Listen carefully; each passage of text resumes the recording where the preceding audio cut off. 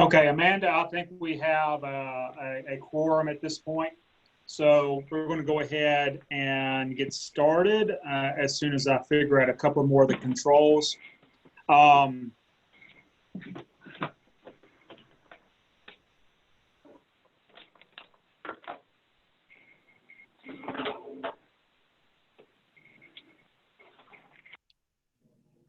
Okay, so thank you everyone for attending today.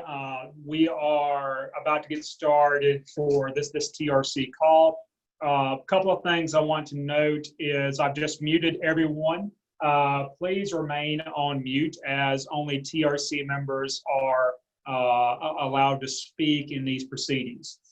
We do have one guest speaker who will be assisting the TRC with some information on these various CRs. A lion's share of the CRs that we're covering today involve cyanuric acid related change requests. These are an interesting set of CRs. Some of these were submitted on behalf of the CMAC CYA ad hoc committee, and some were submitted on behalf of some particular members. Anyone who follows the cyanuric acid issue knows that it is complex and invokes a lot of strong opinions on both sides. I am happy to say that the CMAC ad hoc committee on cyanuric acid is engaged in very, very good and very interesting discussions. We have a lot of really smart, really high caliber, really dedicated individuals participating in that. With that being said, we also acknowledge that there's much more research that needs to be happening. Some of this is happening on a private scale, and some of this CMAC will be looking at trying to drive in the future. So with all that being said, I do want to point out that one of our TRC members, Ellen Meyer, is on the isocyanuric ad hoc committee for CMAC. This is not to be confused with the isocyanuric committee that is formed external to our organization. And as there are varying opinions on the CYA committee, we have asked Ellen to abstain from the vote and also from the discussion on these CRs. We do reserve the right to ask Ellen direct questions, but by and large, she'll be abstaining from the discussion and, of course, from the vote. With that being said, we do have Richard Falk on with us today. And Richard Falk is the scientist extraordinaire. And Richard, I got to be honest, you make my head hurt, which is great just to have that level of knowledge and input into this entire process. Richard is going to open up the TRC after Amanda does a quick roll call, and he's going to present the findings of and chart of work for the CYA ad hoc committee, and then also talk about a particular model that the committee has developed and is being employed. After his presentation, of which he'll share his screen and show a variety of different data points, we're going to turn it over to the TRC for discussion on the CRs. With that being said, I'm going to turn the call over to Amanda, our TRC chair, and then we'll get the ball rolling with Richard. All yours, Amanda.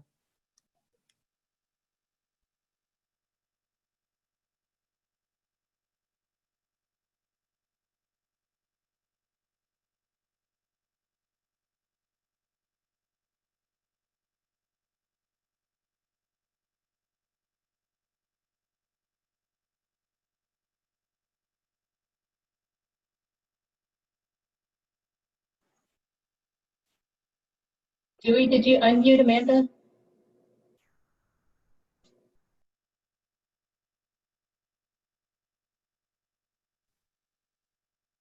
Is that better? Can everyone hear me? Yeah, we can hear you now. Okay. Sorry, I guess I'll just go through that again. Hello, everyone. Good afternoon. I just wanted to note, I'm going to go over a couple of just quick admin, but first of all, at this point, it looks like we have 10 TSC members present, in addition one who's abstaining, and then 2 absent. So consensus for the TRC is defined as 2/3 majority, which would be 9 in our case. So if we have any CRs where more than one person feels differently than the rest of the TRC, then we will have to reach out to our other members via email to get their, or calls, and they can listen to the recording to get their feedback before we actually have a final vote. For TRC members, just remember that we have a small email agenda that's circulating that we hope to just get some CRs done, slowly by email as well, because we have so many this time around. So that was sent out last week, and by Wednesday I'll send out a voting sheet. So let's try to get some of those up under discussion. I think a lot of them are pretty straightforward.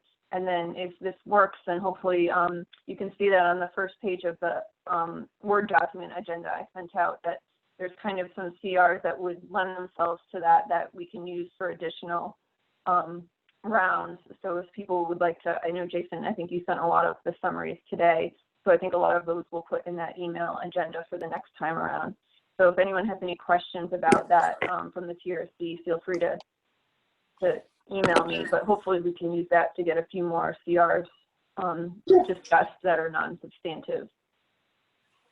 So at this point, I'll turn it over back to Dewey so we can start with the presentations for today. And as you guys know, that we'll probably won't go in the exact order from the agenda. We'll just go, any of the substantive, anything basically above substantive CRs move from 6 to those all concern cyanuric acid. So we'll kind of be talking about some of those interchangeably, as a lot of them, as you can see, can kind of be categorized into proposed changes to the same sections of the map.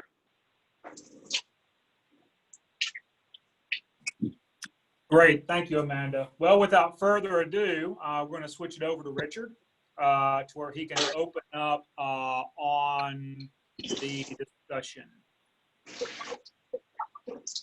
Throw my damn back there.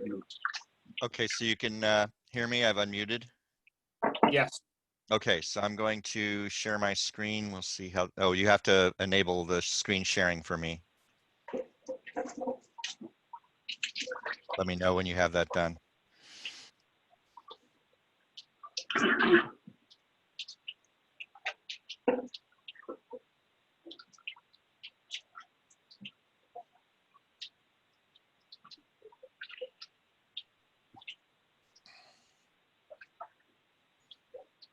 I guess, well, oh, there we go. Okay. Right now, Richard. Yeah, I got it. I got it. Okay, so let me close this little window. And let me move this thing up to the top. Okay. Can everyone see the screen? I mean, see my screen, which is showing an email that was sent out to everybody? Yes. Okay, Yep, great. see it.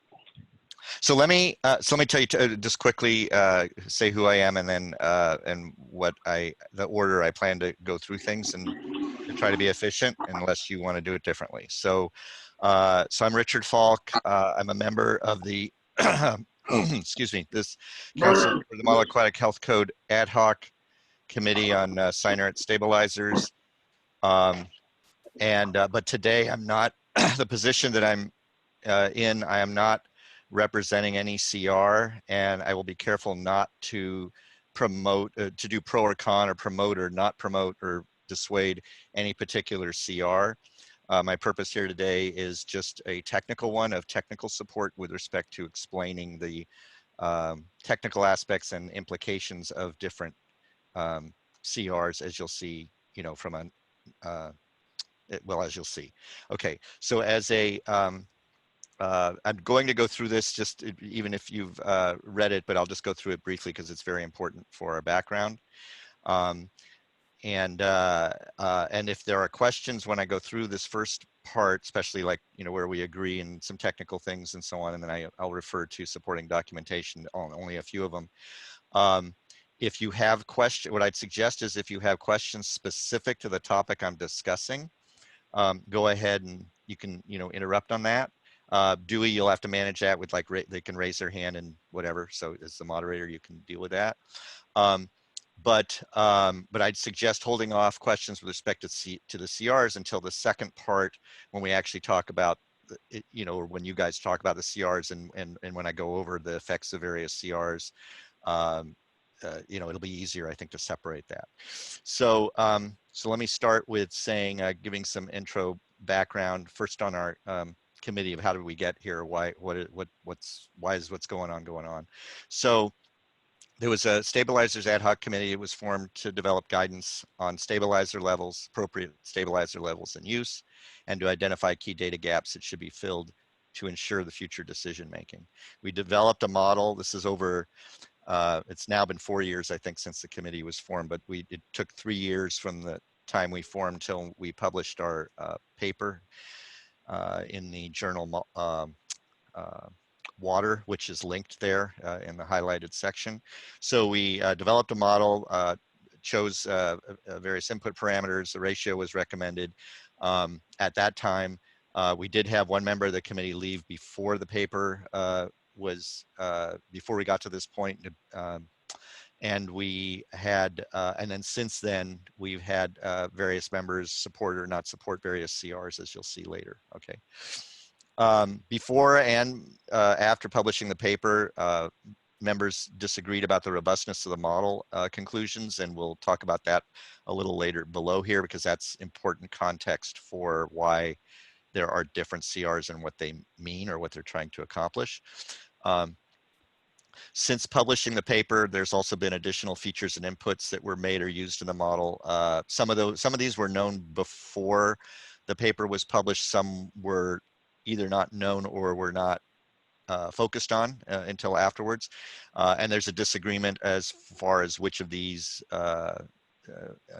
different items need to be used for determining the ratio. And then since publishing the paper, there's certain calculations that weren't done beforehand, such as the cost of water replacement and so on, that have been examined since the paper was published. Okay, so where we agree, actually I can keep this here. Where we agree is that DPDFC, so first of all, there's a change request on terminology that I won't go into in detail here, but what is called FAC, or free available chlorine, in the Model Aquatic Health Code currently is, there's a proposal, there's a change request for changing it, calling it DPD free chlorine. And we'll talk about why that is later, but that's what that is. So if you see DPDFC in here, it's similar to what you used to call free available chlorine, except that it includes the chlorine bound to cyanuric acid. It's really the real correct use of the term, and it's what's measured in test kits, which is why it has the DPD part of it. So when you're measuring chlorine, this is what it's talking about. Okay, so there's we agree on a DPD FCCR. We agree also on the CYA testing frequency, CR. We agree that the hypochlorous acid is the primary disinfecting species, that it is not primarily hypochlorite ion nor the chlorine bound to cyanuric acid. We agree that hypochlorous acid is near constant with a constant ratio of cyanuric acid to DPDFC, or the flip ratio. Now let me show you what I mean by this, because this is an extremely important concept to understand. So now this table is from the paper, so the example in this table happens to have a 20-to-1 ratio, but do not focus on that aspect of it. There are multiple ratio proposals. The thing to focus on is that at a constant ratio, see where here it's 20 and 1, 40 and 2, 80 and 4, and so on.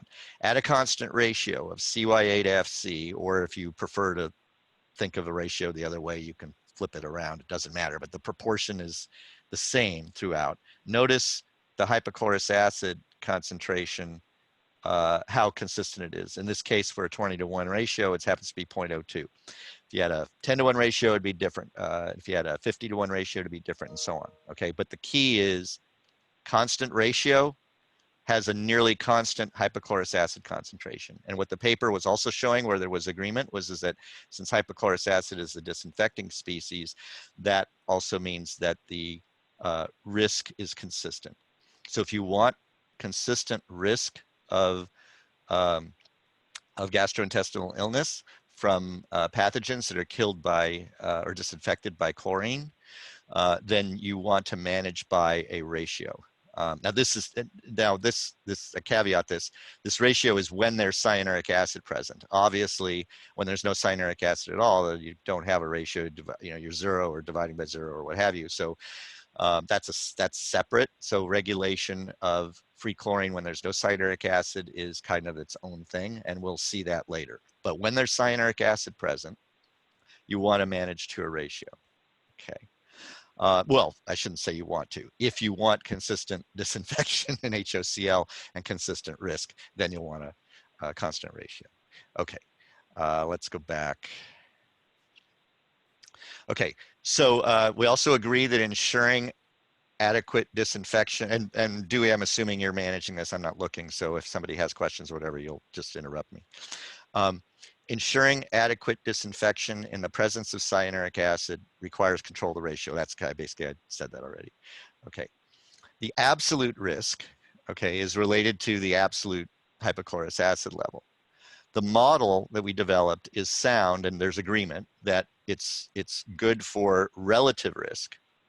So to see that which direction one goes, that one is twice as much risk with one setting versus another, for example. So it's good for that, but but the absolute risk is dependent on the input variables, and those input variables have a high degree of uncertainty, and that's one of the main areas of disagreement, as you'll see later. Now, this is probably one of the most important things from a context point of view of everything we're going to be talking about from the CRs. There's a trade-off. If there wasn't a trade-off, there wouldn't be a controversy or dispute, right? So there's a trade-off. Reducing the CYA to DPDFC ratio corresponds to a relative risk reduction. Oh, I'm going to read this sentence twice. I'm going to read it without the parenthetical, and then I'm going to read it with the parenthetical, just so you don't have potential bias, okay? Because it's impossible to write the sentence completely unbiased, it seemed.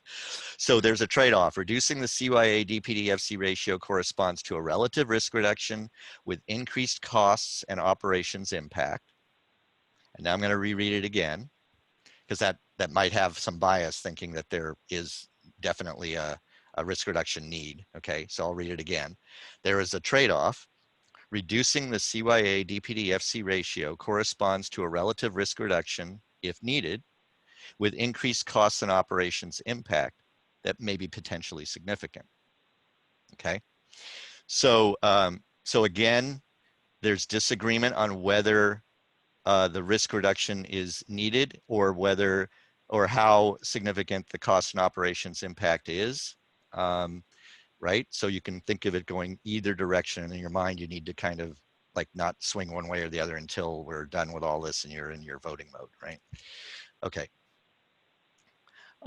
Next is that there's limited data are available to validate the model, and that future research could address this. And I'm not going to go into the technical details of there's two main big research items. There are other ones as well, but the two big ones. I'm not going to go into the detail of that here because it's really not that relevant. Just understand that we agree that that we did the best we could with the limited data available, basically. The absolute risk is also directly related to bather load. Okay, so the risk, the ratio that was picked from the paper, that was put into the paper and that was put in the CR that some members agreed and some didn't, was picked on the basis of well, I'll show it. No, actually, I don't have it showing bather load, so I won't have anything to show. We'll talk about it later. But it was picked for high bather load pools. If you have a low bather load pool, not a lot of bathers per square foot in the pool, the risk is lower. Why? Because the risk is related to the regular fecal sloughing at least for what we looked at for this paper, we were not looking at AFRs. We were not looking at accidental fecal releases. We were looking at the day-to-day, what happens in a pool when you have more people in the pool, you have more people releasing fecal material into the pool. That fecal material contains pathogens, and those pathogens get disinfected by chlorine.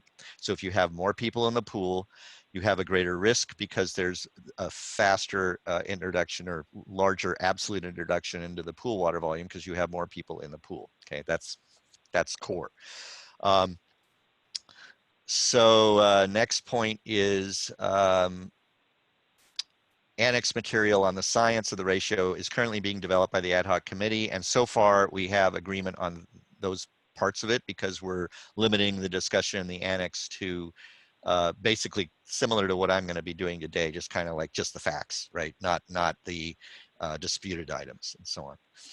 Okay, so now where we disagree. There's some members that believe that there's too much uncertainty in the data for determining absolute risk well enough in order to set a ratio at this time. There are others that say that reducing the ratio from 45, which is the current MAC, to 20, or to other items or other CRs as well. But giving this one as an example, there's some members that say going from 45 to 20 corresponds to a moderate risk reduction and a ratio may be set now. Okay. The ad hoc committee members disagree on the model parameters and inputs for a realistic worst case, because it's not just that they vary in their input in terms of the scientific variation, meaning, you know, it's how much fecal material is released from people, for example, and there's, you know, noise in the data where that's measured and so on. It's not just that kind of a variability too, but in terms of what's realistic in terms of the worst case for regulatory purposes, in terms of things like, you know, do you account for certain factors or not? You know, which factors are important to account for or not, or to model. Then there's also disagreement on what constitutes an imminent health hazard, which would result in immediate corrective action or closure, because the MAC has basically what's called closure rules, which are related to this language, and you should read the definition of it specifically, which goes into more detail of that. So there are some possibilities where there's disagreement. Some want to set it as a minimum HOCl or ratio, which is fairly equivalent. Others want to set it as a minimum DPD-FC absolute level. Others and or have a maximum CYA, for example, based on toxicity. So you could have a combination of those. So there's different ways of managing that. Due to the uncertainty of the inputs, some members disagree with whether Giardia is the largest risk pathogen. And there are members that disagree on whether swimming pools' contribution to systemic Giardia infection is a public health issue, because Giardia is in the spread among many people through many different ways. For example, in children, the CDC website refers to Giardia spread in daycare centers, and you know, as an example. So in other words, pools are not the only way that Giardia can spread. There's no question Giardia can spread in pools. The question is it how much, right? You know, is it tiny, small, and insignificant and not worth worrying about as a public health issue, or is it significant and therefore the, you know, MAC regulation should reflect that? And that's that's the crux of this particular highlighted issue. There's also some members that believe that a relative risk reduction, you know, even though it was maybe initially targeted for Giardia, that it would also reduce the risk for all chlorine-sensitive pathogens. That's technically true, but again, the controversy will be, does it matter? Are there pathogens with enough health risk that you know, should be addressed by a particular change to the MAC? Okay, so Dewey hasn't interrupted with any questions from anybody, so I'm assuming everyone's clear on this background. So now let me show one other item on here related to the disagreements when it comes to another part of the paper, which is, I think I passed it. Sorry about that. Here it is. Um, okay, so this is just a background of where the 20-to-1 CR came from, but it's useful in context to understand because all of the different ratio proposals relate to some aspect of this graph, even though I'll describe how 20-to-1 fits and how other ones are fitting and what's going on here. Okay, so what is this graph? On the vertical axis it's a logarithmic, so it's every power of 10 for these, is the annual probability of infection done for children in terms of the amount of time they spend in the pool and the amount they ingest. And then on the horizontal axis is the CYA to FC ratio, where at 0 there would be no CYA, in which case the free chlorine level used through all of this examples or through this chart or graph, I mean, is 2 parts per million. So when it's 0 here for 0 CYA, this is saying at 2 parts per million, this is what the risk levels are.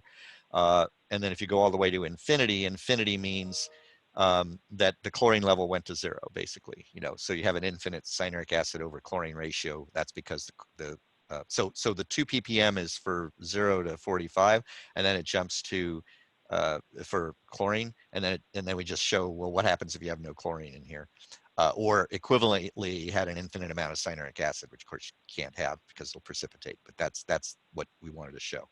All right, so let's talk about some features of this graph. I'm first going to talk about the endpoints, and then we'll talk about the middle section, which is where all the CRs really are living with respect to the why there are multiple ones and where there are disagreements and so on. Okay, so the color coding first, as you could read here, Giardia is this black line at the top, crypto is next below, and E. coli is on the bottom.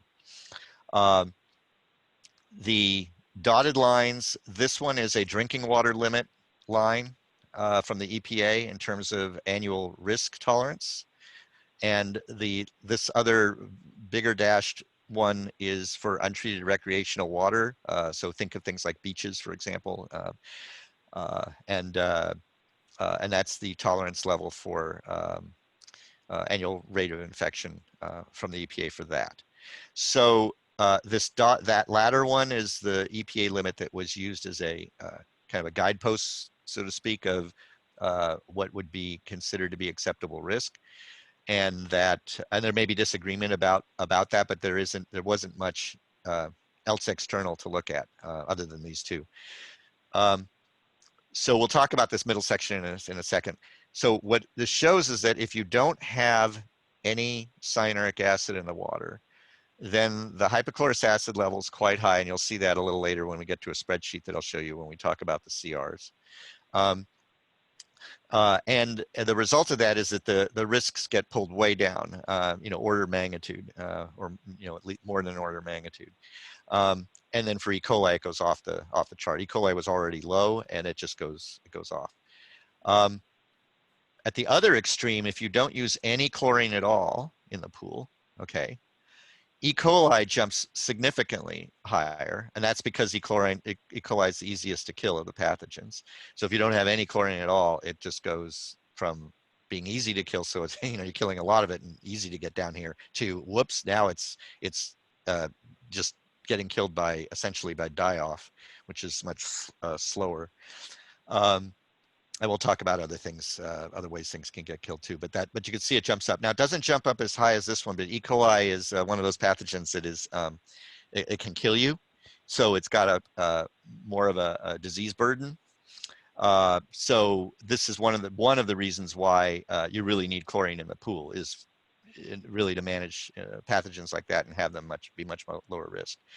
Now Cryptosporidium isn't affected by chlorine much, so that you can see it's at least, until you get to no cyanuric acid where it pulls it down a little bit, somewhat, really it's not affected by chlorine. And then if you don't have very much, and if you don't have chlorine in the water at all, it doesn't change much from when you have cyanuric acid in the water. Okay, now Giardia is the black line near the top, and it has the characteristic that it jumps up quite a bit in risk. Not as big as E. coli because chlorine doesn't kill it as quickly as E. coli, but chlorine does kill it much faster than crypto. So it's kind of in between, and that's why the jump is less, but it's still significant. And this shows that, and again, this would be an area of dispute because of the absolute line setting of this. But if you didn't have chlorine in the pool, there's no question you'd have a lot more giardia in the pool. Now, whether this line is actually up here, whether the whole black line is where it is, or it's higher or lower, that's in dispute. That's the absolute question. But there is no question from a relative risk point of view that if you didn't have chlorine in the pool, there'd be a lot more, not only E. coli, but giardia. And if the absolute levels were high for that, then that would be of concern. Okay.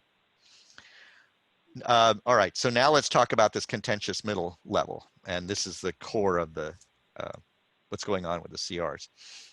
So as you can see, this is fairly flat. It's actually fairly linear until you get to around 15-ish. So from here to here, it's actually reasonably linear, and then it starts bowing down. And you can see it's fairly shallow, right? It's not a very steep curve. So this horizontal curve is cutting it here at this point. Technically, it's at about 22 ratio for the given inputs that were done for the model and so on, right? So, and we'll talk about that later. Now, the point is that if you change the inputs to the model, this black line moves up and down. And you can see that if you move it up and down, the point where it's going to intersect can move quite a bit one way or the other, right? And that's, if that wasn't the case, if this was very steep for some reason, you wouldn't be having, things would be a lot clearer, but the science doesn't work that way. It works out where the small changes in both input parameters or any certain aspects of the model, relatively small changes to those can lead to relatively large changes of where the line intersects and what ratio you would pick, if this is the basis on which you're going to pick a ratio, okay? So I hope I explained that well enough so we can then talk about what this looks like when we look at actual CR proposals. Richard, I have a quick question. Yeah. The lines for untreated recreational water and drinking water, is that a level in which, say for the untreated recreational water, that water would be shut down? That area would be shut down for swimmers? Beaches closed, yes. It's okay. So specifically, this one's the 36 out of 1,000 illnesses per year level. That's what that one is referring to. That's in beaches. It comes from mainly sewage and sewage treatment plants nearby and waste runoff, but it can come from other things too. There can be blooms and things like that as well. But yes, a beach would be shut down if it did not meet the bacteriological quality, and they have a certain standard. So basically, the EPA went through kind of like what we're doing here, except with a microbiological standard and related it to risk, and then they. I'm not going to go into the history of it, how they got to the line of where they got, but because I did look all that up and such, but they went through a process that was somewhat similar to this and said, okay, well, we see a knee in the curve where things are starting to blow up with respect to get high with respect to microbiome, with respect to a bacterial pathogen.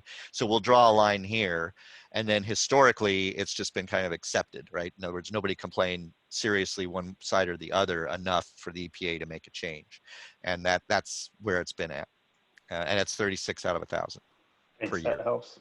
Okay, great. All right, so if there's not another question, I'm going to go on to the look at the CRs, the impact of the CRs with this background. Okay.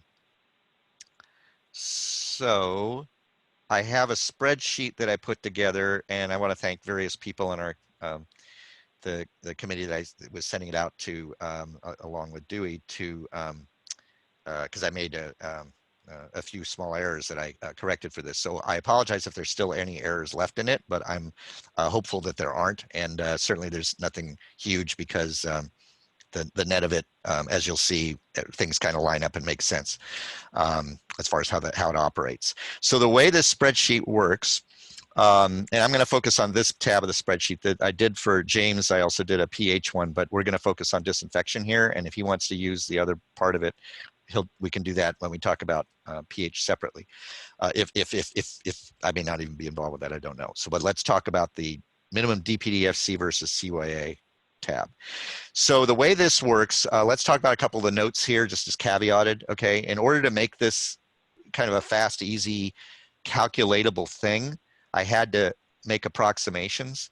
So the relative risk columns, which I'll explain in more detail when we get to that, but they're approximate calculations. Okay, the real calculation, you have to go to the steady state pathogen model workbook and, say annual, click on the button and wait for the annual result. And that takes time. So instead of doing that, I did an approximation that for the purposes of relative, it'll be fine. But these may have some absolute error on the order of 10, maybe 20%, but it's not gonna change the net appearance of what you see of the direction of the relative risk and the rough magnitude of it. Okay, so I just wanted to caveat that. Also, while the relative risk is being shown here, the full impact of the costs and operations that are mostly from water dilution, but they include other factors as well. To help approximate those cost increases, I did list, as was in one of the CRs, and I'll talk about what this means later here. But I did have the amount of water replacement needed as a function of CYA there, but there are other factors as well. And you can't put everything on a spreadsheet, so I'm just caveating that way, okay? But I hope the purpose of this is to kind of get a gestalt sense for what the trade-offs are for different CR proposals. Now, the pull downs are grouped by the different types of proposals. So the first one is the one that relates to the minimum free chlorine level versus cyanuric acid level, which is mostly done through ratios, as you can see, although there's some that are just absolute, and we'll go over these in a moment, okay? The other category, the next category, is the absolute maximum level for the FAC or DPD-FC. In some of these I should have named them all consistent, but anyway. And by the way, current, when it says current, it's pretty obvious that's the current Model Aquatic Health Code, and that was always the first one in the list for all these categories. The third category is on where CYA is used. Now this one I'll just show you. It doesn't do anything for the numbers. All it does is just say, oh shoot, this one shouldn't be changing. Okay, so there's a little mistake. That one shouldn't change. I'll fix that and send out a correction. But anyway, you see how the title is changing. So this title I shouldn't have changing because current code doesn't change. That's all this one does. Okay, so it doesn't really do anything for the numbers. Okay. And then this one, and actually, so what I will do is, let me fix this right now on here, just so we have it.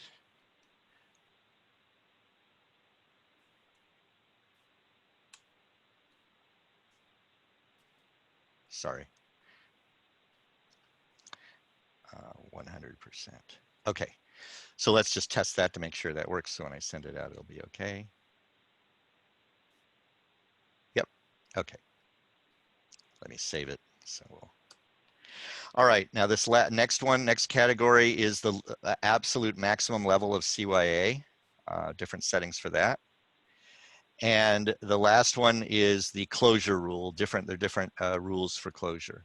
Okay, so let's dive in and take a look at some of these. So when you start it off as all current, then the left-hand side and the right-hand side will be the same. The right-hand side is a snapshot of the left-hand side for current code, and it's just constant. And then so the left-hand side is what will change when we change these items up here. And actually, what I should do is have this. Wait a second. Is this only dependent on? What is it dependent on? It's dependent on A27. Yeah, I don't need to copy that over because this isn't changing, I don't think. Yeah. Okay. let's do an example. All right, and I'm just no particular order. The order I did them is actually, as you can see, is numerical order of the CR numbers. Okay, so but let's just start with the one that says 20-to-1 ratio. Okay, so what you can see that happened, I'll go back and, well, I don't have to go back and forth because you can compare it to the right-hand side. What it did is it changed the DPDFC numbers to have a 20-to-1 ratio compared to 20-to-1 ratio relative to cyanuric acid. Okay, and then there's a 1 ppm minimum for free chlorine, so that's why you see it at 1 until you get to 20 ppm CYA, and then as it goes up from there, this ratio is 20-to-1, right? 40 divided by 2 is 20, so that's the 20-to-1.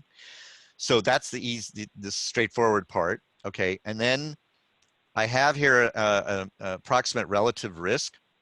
Now, what is it relative to? And as you can see from the note, it's relative to 2 parts per million of free chlorine with 90 parts per million cyanuric acid, or a CYA-FC of 45. In other words, it's relative to this guy. Now, why is that? I could choose it. I could have chose an arbitrary one. The reason I chose that one, though, is I wanted to not have bias, because I figured you would look at one and think, oh, maybe that's good, and then higher is bad and lower is not good or something. So, which is not true. That's not what it means. So what I chose is the highest risk of current code as a baseline, right? And then everything's relative to that. So it doesn't mean it's good or bad or indifferent, right? It's just a number. I had to pick something as a starting point. So that's what I did. All right. Now, notice that in the current code, the risk varies a lot. Okay. Now, some of the risk variance from not having any cyanuric acid at all, makes sense, because if you don't have any cyanuric acid at all, the hypochlorous acid is not bound to any cyanuric acid, and it's going to be, fully there. And you're going to have that low risk in the chart that you saw where the things bent down to the left and down. So that's somewhat, I wouldn't say necessarily even expected, but you don't really have a choice. If you don't have cyanuric acid in the water, you're going to have a lot of hypochlorous acid. Even if you get the free chlorine down below 1, you'd have to go down to like 0.0 something, 2 or things like that, in order to get the risks down to, the risks up to being comparable to where we're at here. So that's understandable, but what you need to more focus on is, and James had me have these lower ones in here, but I'm going to focus on starting when I discuss, mostly starting at about 20 ppm, because that's the lowest it's normally measured in most of the CYA test kits. There are some electronic ones that'll measure lower, but it's not that accurate necessarily. So focus on this. So from 20 ppm to 90 ppm CYA, you can see there's inconsistent risk. That's because there's inconsistent amounts of disinfection. The current code, because it's not having a ratio, because it keeps a constant free chlorine level, but has, even as the cyanuric acid level rises, because of that, it's starting with a certain risk level, and it's increasing in risk until you get to the highest risk at 290. Okay, that's what this is saying. Okay, so it's inconsistent risk. So a lot of the CRs, not all the CRs, but a lot of the CRs focus on that aspect and propose different ratios, which are different absolute levels of risk, but they are all proposing, not all the CRs, but many of the CRs are proposing ratios. And the reason is because they want to get to something that looks like this, which is where the risk is consistent. And again, the risk, when it falls off, when you get to really low CYA or no whatever, it's gonna change. The risk is gonna go down. But for the bulk of where we're operating, when we have cyanuric acid in the 20 plus range, you'll get consistent risk if you use a ratio. Okay, now another feature of this, and by the way, again, if anyone has questions, anyone can chime in. So another aspect of this is, I'm talking about the risk side. So I remember I said there's a trade-off for all this. So what's the trade-off? So the trade-off comes in operationally with several factors, but the biggest one is for the amount of water dilution that's needed, and then how that is calculated. It can get complicated, but this algorithm actually came from Tom on the committee, and it's actually a very clever way of looking at this, which is that this is the number of gallons that need to be replaced for every pound of trichlor that's added to the pool. And interestingly, this is independent of pool size and independent of bather load, because it's related simply to the fact that when you're adding a pound of trichlor, you're adding a certain amount of cyanuric acid. And if you want to maintain, say, I'll start with the 80 and we'll talk about 90 next. If you want to maintain 80 parts per million cyanuric acid in the water, if you add a pound of trichlor to water that has 80 parts per million cyanuric acid, how much water do you need to replace? Well, 832 gallons of water that's at 80 ppm CYA is the amount of cyanuric acid that's in a pound of trichlor. So that's why this all works out. So it's kind of a nice, simple way of looking at it. From a practical point of view, from our discussion, what it lets you do is it lets you see the relative amounts of water replacement, which you can see increases as you go lower in cyanuric acid. So what does that mean in practice? That means in practice that if somebody wanted to manage a pool at 30 parts per million cyanuric acid, for example, they would have to replace significantly more water than if they maintain the pool at 80 parts per million. Again, this is for trichlor pools, right? Obviously, because we're talking about the trade-off of cyanuric acid addition when you're using a cyanuric-based chemical, and trichlor is the one used for this example, and is that would be the common one used for the practical purposes that we're talking about. So then let's talk about what is this closure thing that comes up here. So there's an EPA DPDFC or FAC in the old terminology that is currently in the MAC limit from FIFRA rules and regulations, which is the labeling requirements and what the manufacturers can talk about and so on. And that for pools is 4 ppm, which means that none of the manufacturers of the chlorinated products that are, because they're pesticide registered, none of them can say to use more than 4 in pools. So that's in spite of the Model Aquatic Health Code and some state codes saying you can go up to 6, 8, 10, whatever, depending on the state, or the Model Aquatic Health Code that says you can go up to 10. The EPA FIFRA rule, federal law, says you can't have more than 4, and that's what all manufacturers, that'll be on manufacturers on both sides, the chlorinated isocyanurate side and the ones that are not isocyanurates, the hypochlorite sides. They all would have to say the same thing that way, 4 ppm maximum. So where's closure come from? So the current closure rule says close if the FAC level is what the closure rule says, it's using the terminology FAC, is below the 573112 code. The 573112 code is this thing I set up here, right?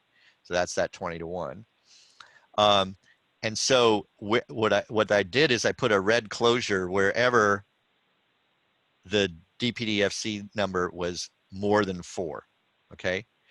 So what does that mean in practice? These things relate to each other, and that's why I showed it this way. What it means is that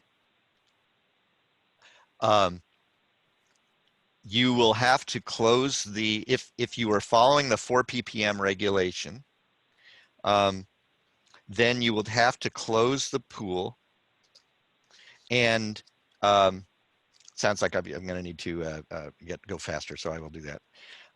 You would have to close the pool because of the closure rule, because you would need 4.5 to follow this minimum for 90 ppm CYA, but you'd be above 4 and have to close the pool, okay? So because we're running out of time, let me just show you a couple of other effects. 15 to 1 will go even lower in that and have effectively a 60 ppm CYA limit implicit if the closure rule isn't changed. 1 ppm DPD minimum in all pools doesn't have any of those effects. It does have effect on the risk is inconsistent, similar to the current code, but at a different risk level. This one using 0.32 ppm HOCl has significant side effects to it, because you'd have to have a lot of chlorine in effect. You would have to have This is close to not being able to have cyanuric acid at all, basically, effectively it is. Okay. And 50-to-1 ratio is this one, where it's 1 for a while up till 50, and then it goes up and has consistent risk at that point from that point up. Okay, and does not have a closure issue. Okay, and let me see if there's anything else. That is pretty straightforward. That's straightforward. This one, just so you can see it, if you want to look at what happens at high CYA levels if there were no CYA limit and see what the effects were, it extends the table. And then that lets you look at things like, okay, well, if you did that, if CYA wasn't there, because, and the usefulness of this is that even if those CYA may be limited to 90 in the MAC currently, from a closure point of view, there is no closure today for CYA level. So if you wanted to see what happens with closure with these various things at higher pieces, this lets you do that. So this shows you that it's 20-to-1 is an 80. I showed you 15 before what that would be like, and 50-to-1. Now you can see effectively the 50-to-1 ratio with the current closure rule effectively limits cyanuric acid to 200 from a closure rule perspective. Okay. Are there any questions? I'm sorry I went over.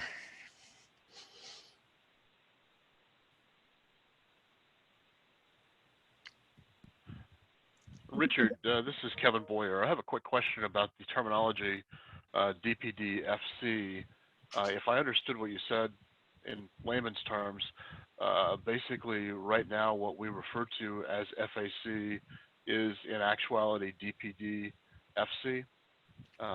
If Yes. I understand that correctly, where would that leave us in terms of other methods of testing free available chlorine in water, like amperometric or potentiostatic? So you would you would continue you'd call FC or FAC typically for an amperometric measurement that was a direct amperometric measurement would be called FAC, and the test kit ones, you know, Taylor, Lamott, and so on, those Hawk and so on, those test kits would be DPD-FC. I mean, they are technically already DPD-FC, even if they don't call it that. And that would be that would help distinguish it, because they are different. An amperometric is measuring something different than what the you know, other test kits do. The liquid ones, whether they're spectrophotometric or they're count the drops. Thank you. Mm-hmm.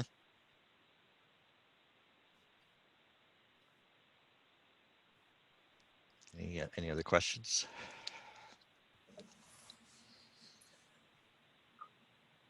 Why don't, at this point, in the interest of time, let's, Dr. James Ambergy is the CR champion for most of these CRs.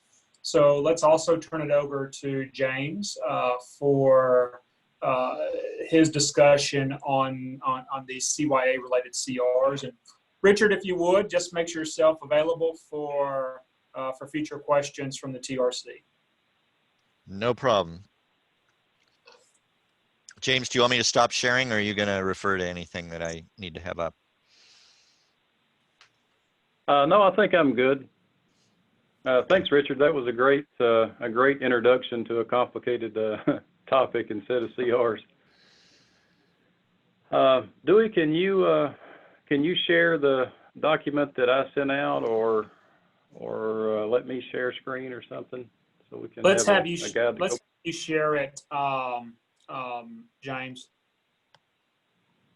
Let me find you on the list.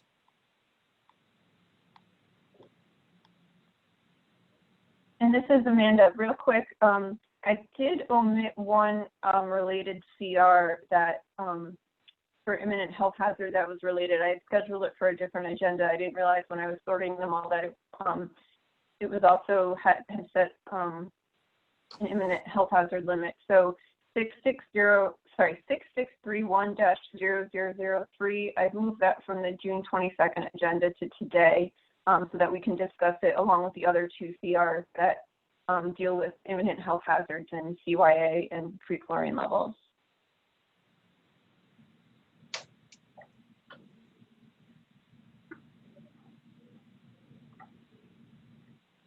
Okay, can everybody see my screen now?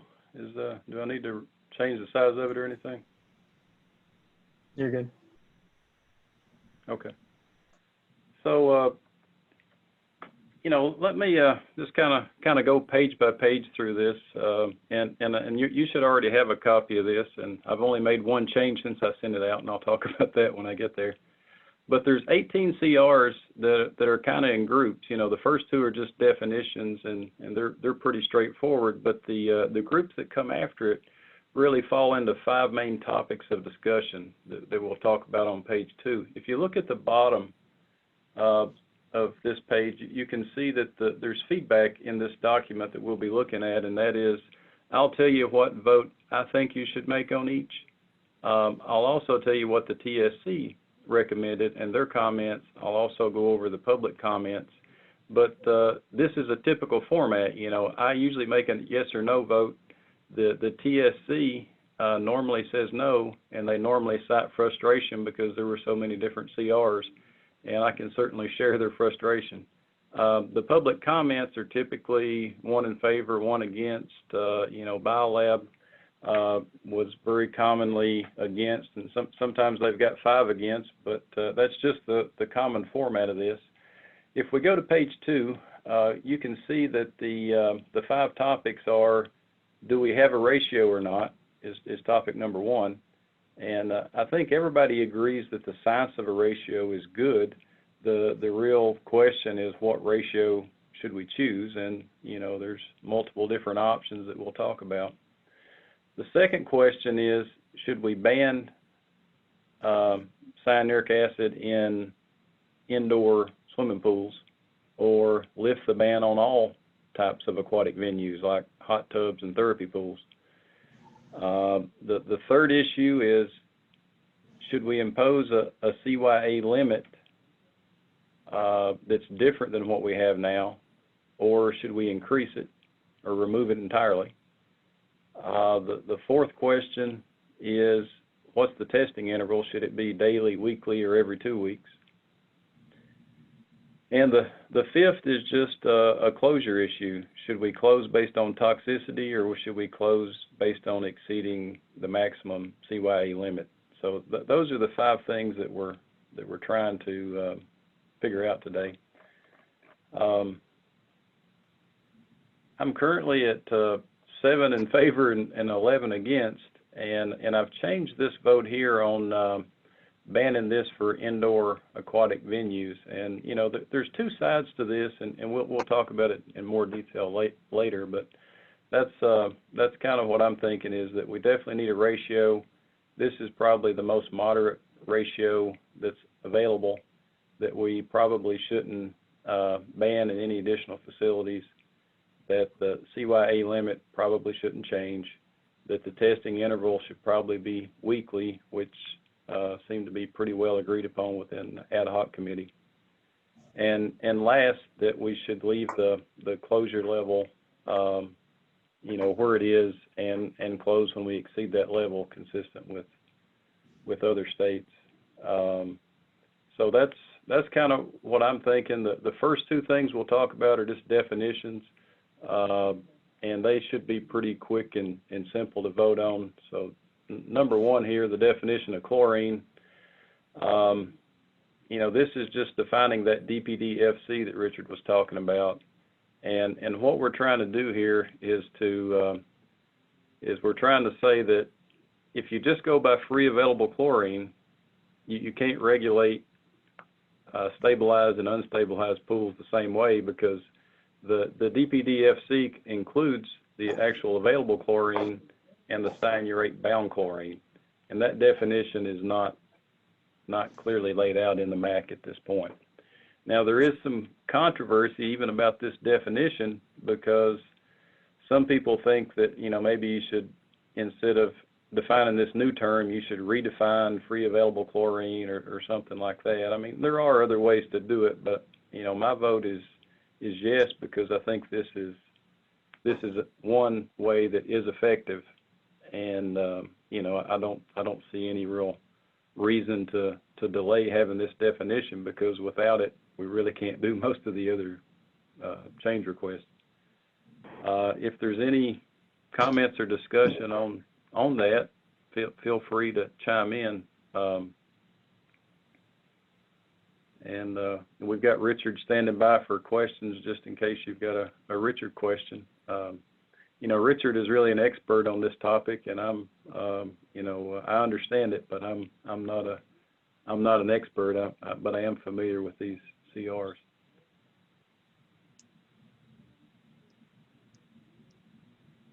This is Amanda. Just for a bit of history, I believe in the last change request cycle in 2017, the TRC ended up abstaining from the votes for any changes to CYA. I believe that we, I tried to look back in the archives and they're not opening from the CMAQ website, but I think a lot of it was due to the lack of published peer review literature, even though that there was the ad hoc committee last time around. So since then, you know, there has been a published paper and more work done, but I don't believe that the last change request cycle, there were any changes made to cyanuric acid parts of the MAC related to it. There weren't any changes to any limits or ratios added or anything like that. I think that the TRC felt in general that more research was needed. Yeah, and maybe I should back up and just address that one issue, because, you know, if you look at the public comments, and there are many, they almost uniformly attack the paper that Richard published with the members of the ad hoc committee over the uncertainty in the model. And any model has uncertainty in it, and I get that, and I don't think that'll ever change. You know, even with more research, there's still going to be uncertainty in any model. The thing is that, you know, I'm not using that as a basis for any of the changes going either way. You know, I think the part that everybody agrees on is the science, and that is that if you keep the ratio constant between CYA and DPD-FC, I'm just going to call that the CYA to chlorine ratio. If you keep that ratio constant, the risk is constant. And I think the MAC should make that advance in science just because we have the science to back it up. You know, if people want to argue the ratio based on risk, you could, but, you know, I don't think that that's necessary. And that's far beyond the scope of this committee or the needs of this committee. I don't think it's about Richard's risk assessment. You know, it's about the relative risk, and that's all that I'll focus on in today's call. You know, that doesn't affect this particular CR. I'm just trying to give you some background into, you know, all these negative public comments are really about something that I think is irrelevant. So Amanda, do we want to vote on these individually, or how would you prefer to go about this? Yes, I think that we should, because these two definition changes are relatively straightforward, let's take a vote on the first one, -0033, and then you can just do a quick presentation of the next one, which is largely just for consistency, and then we can vote on that. And then, unless anyone's concerned that voting on one might change things in the future, or if there's like no vote, no recommendations for ratios or anything. But I think at this point that we can take a vote on the two definitions and then go forward from there, unless anyone has any concerns about doing it that way. Anyone on the TRC?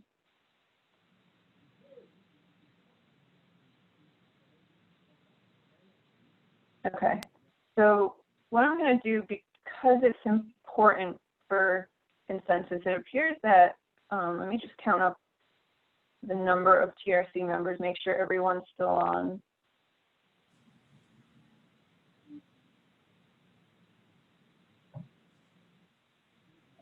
And I can present the second change, the second definition very, very quickly. So basically all it's saying is that on page 11 and page 20 of the current MAC, that this phrase here that's highlighted in yellow, so people are standing or playing vertically, it's in one place and not the other.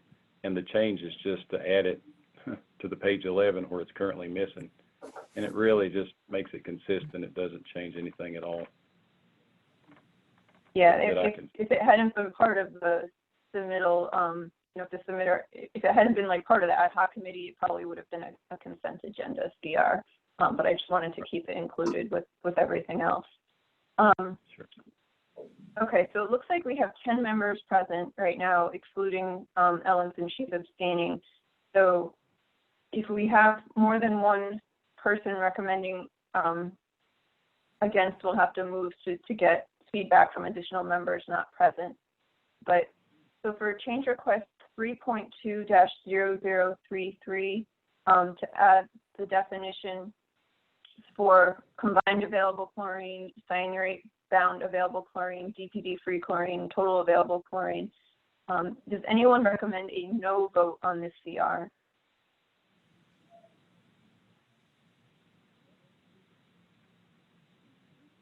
Anyone accidentally on mute? I just want to make sure.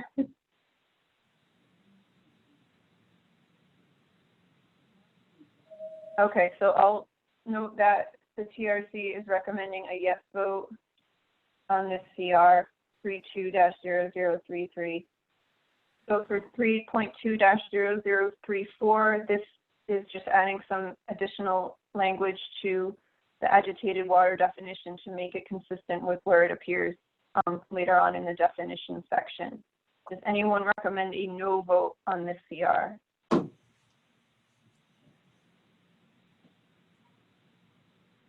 Okay, I'll note that the TRC is recommending a yes vote on CR 3.2-0034.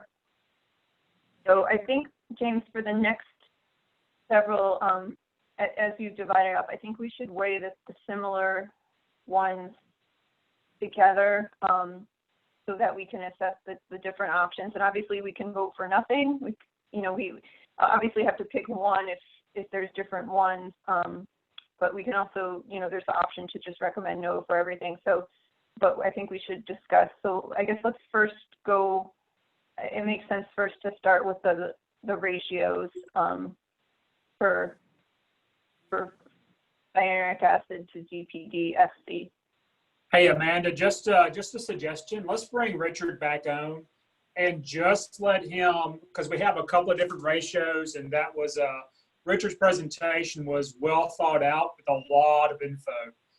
So maybe let's bring him back on and just very quickly, 4 minutes or less, go over how the different ratios impact HOCl and the entire shooting match. Okay. Yeah, and actually, if you want, I could do that, but if you want to be more efficient, do you think you would eliminate any of them, or do you want to look at all of them? Because we can go over all of them, but if there's some that you're not going to go with, then I don't need to talk about those. Do you want to try limiting it down first, or do you want me to just go over all of them? They're not that many. Yeah. Yeah, I don't think that we need to make this any more complicated than it is, but basically here there are 4 ratios. This one is basically a 2.5 to 1 ratio. This one is a 15 to 1 ratio. The one from parts of the Richards committee is a 20 to 1 ratio, and the one from the other side of the table is actually to raise the current 45 to 1 to a 50 to 1 ratio. I think if we simply discuss the 50 to 1 versus the 20 to 1 ratio, that probably would suffice. Yeah, that's kind of what I was getting at. That's up to you guys, but that would be simpler to talk about just comparing 2 or maybe 3, as opposed to all 5. Yeah. Okay, you want me to do that? Yeah, You want me to share my screen then? Okay, I'll share. 50. So let me share my screen. I'm going to take over from you though, because you can only do one at a time. Is that okay? Sure. Okay. So here we go. All right. So we're back to the spreadsheet. So what we're going to do is we're going to look at, did you say the 20 and the 50 are the 2 you wanted to look? Okay. So, so the 20 to 1 has obviously compared, so we'll look at each item. So from the relative risk point of view, it obviously has a lower risk than the 50 to 1. The 50 to 1, if I look at the highest part of the risk, so when it's 50 ppm CYA or higher, then it has a risk that it's true, it's a little higher than the 45 to 1, but I wouldn't sweat over that small amount. I mean, that's not the main thing with that 50 to 1 does is it makes these numbers, rounded well. That's and simpler calculated. But the compare that, so this is basically, this risk is comparable to where we are today with the highest risk of the current MAC code. But you'll notice there's no, with a 50 to 1 ratio, there is no side effect for limiting CYA, essentially different than today because of in fact, if you look at from the closure rule point of view, if I just set this temporarily up here, effectively from a closure rule point of view, that would, the current closure rule based on the EPA 4 ppm effectively limits CYA to 200 today. I mean, in this proposal with 50 to 1 ratio. Today, just so you know, today, current, there is no closure rule for CYA. Okay, so going to 50 to 1 will, in practice, to the degree that the EPA limit is followed, will have an implicit closure rule for 200 ppm CYA. Okay, so now let's look at, as we talked about risk, we talked about that. The gallons are what they are for any CYA level; those aren't changing. So now let's talk about the 20 to 1 ratio. So the 20 to 1 ratio, you can see what it does. One thing it does is even from the 10 ppm limit, it's implicitly of the FAC of the DPDFC in the current MAC, that implicitly limits the CYA to 200 for that, but for the EPA limit of 4 is much lower, down to 80. So if you vote for the 20 to 1 ratio and keep the current closure rule, you are implicitly saying, at least for those following the EPA limit, that they cannot have a CYA in practice higher than 80. Obviously, if you change the closure rule, then things are different about that. What else is there? I think those are the two main things to see. So, and then the risk difference is, whereas the 50 to 1 is roughly comparable to the highest risk in the current code, the 0.44 it's a little less than half of the risk. It's about a factor of 2, a little more than a factor of 2 risk reduction is the way to look at it from where the current code is. Okay. Any questions about that? Or did you want me to look at anything about any of the other, are you combining it with anything else, or are you just comparing like this? Yeah, I think that's a good introduction. I'll if there's no questions, I'll take the screen back and show kind of how I'm thinking from a scientific perspective here. Yeah, the only other thing I would add is that I would recommend that, I'm assuming people have the CRs, they can read the 20 to 1 and the 50 to 1 CRs, because they, in those CRs, they talk about why are they different. And it's not just it's the bullet points that I talked about before of not just where do you draw the line based on inputs, but there were also multiple things having to do with diurnal and filtration credit, and the bather load, it's setting itself, whether it's based on the MAC or based on some state codes. That discussion is all in there in both CRs. It's done differently in the 2 CRs, but those pieces of information, and then also equilibrium constants, are in between those 2 CRs. So you should, read and understand those issues as well. That's not reflected here in the spreadsheet because it's not an end result. It's more of a motivation, I guess, as to why the authors wrote those specific CRs. Okay, thanks a lot. Yeah, I'll stop so sharing. Okay.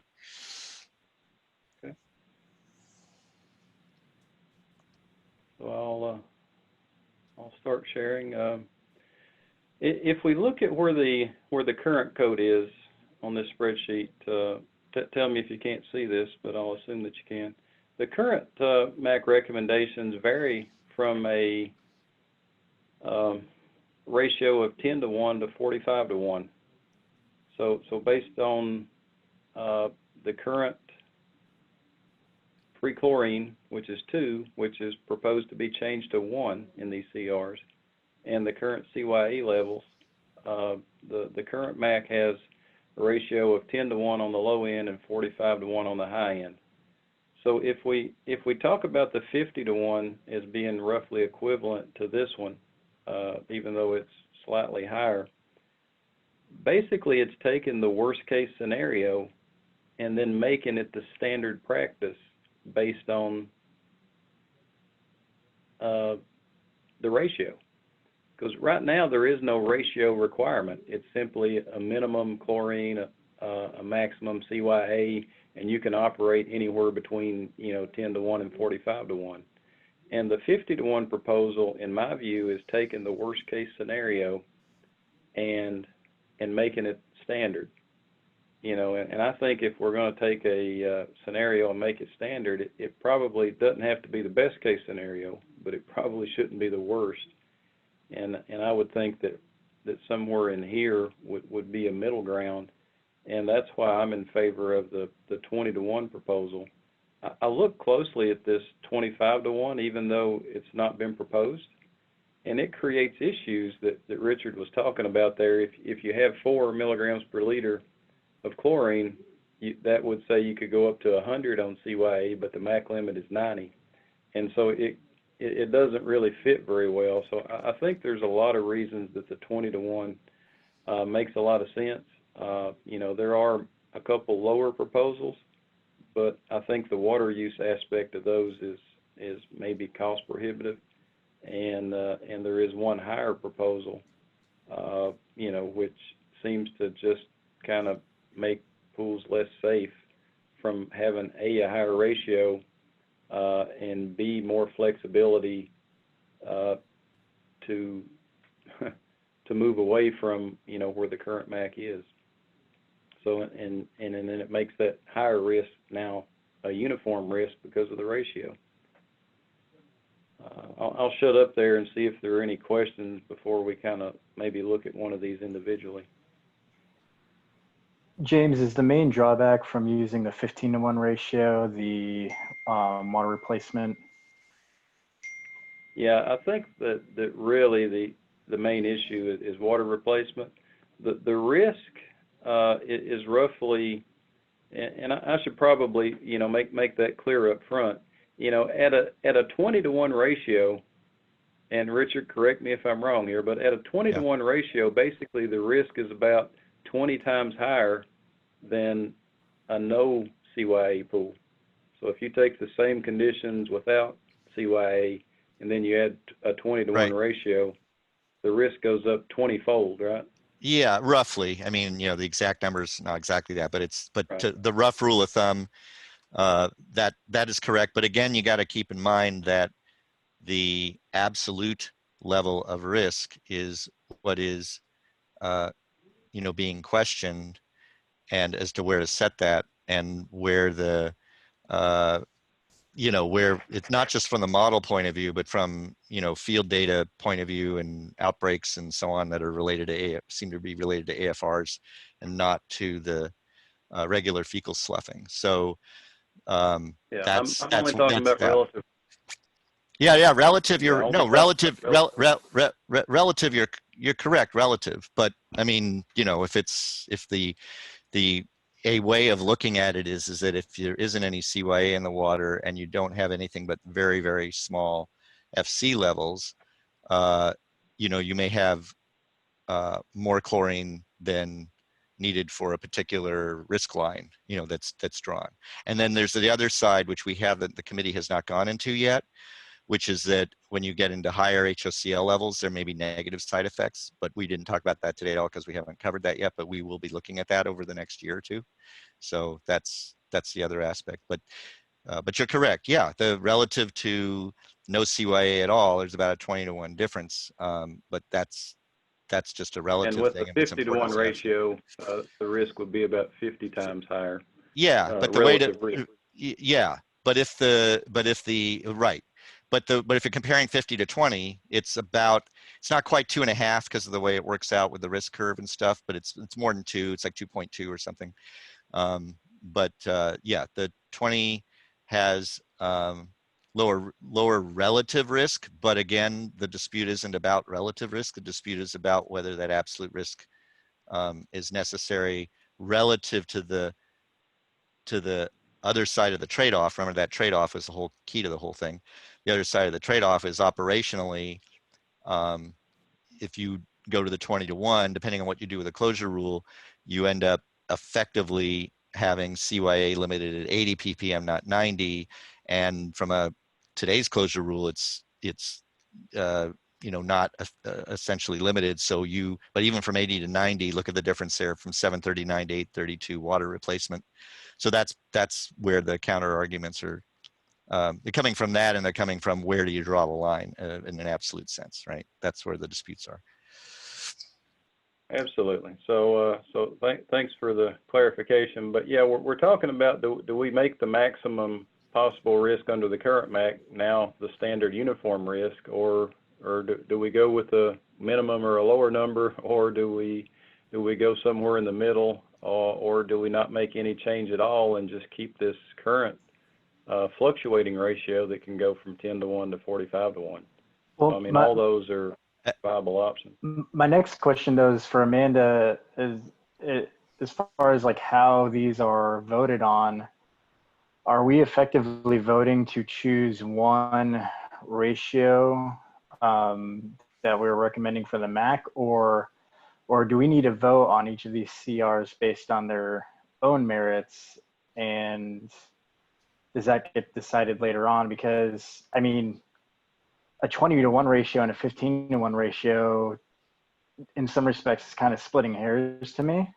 I'm fine with both of them. I would vote probably yes to either of them or to both of them, but are we having to choose as part of this? So voting yes for one and no for the other, or are we just voting for each based on their merits and then that gets decided on later on? This is Dewey. I think for clarity, and Amanda, feel free to disagree. For clarity, if we vote for a ratio, that would automatically have a no vote for the other ratios. I mean, I think in terms of the change request process, we're recommending what the members should do. And we found in past change request cycles that generally if the TRC recommends something, most of the members do follow suit. I can see that getting difficult if we recommended more than one option. Say we said, okay, to 15-to-1 and 20-to-1, and then the members voted yes for both. And then what do we do with the MAC? Because we have two competing options. However, because these are all individual CRs, technically we could vote yes for more than one. I think to make things easier, we should probably kind of have a discussion before we start voting on the individual ones of what everybody, and it may be that, there's enough people that don't want any that, that we might not have consensus, but I think we should probably, try to quickly circle around and see what people are, if there's any that most people would want to exclude right off the bat, that type of thing, and then kind of look into more closely each one. But theoretically, we're voting on each CR independently, so I don't know if we have MAC process for when there's two CRs that are, say, we recommend a yes vote, members vote yes, and then, but they're conflicting. I'm not sure if that ultimately goes to CDC or how that would work. Yeah, personally, I think it makes sense to just choose one or not choose any. I mean, I don't think sending multiple recommendations forward is good at this point. I mean, not with these particular ratios anyway.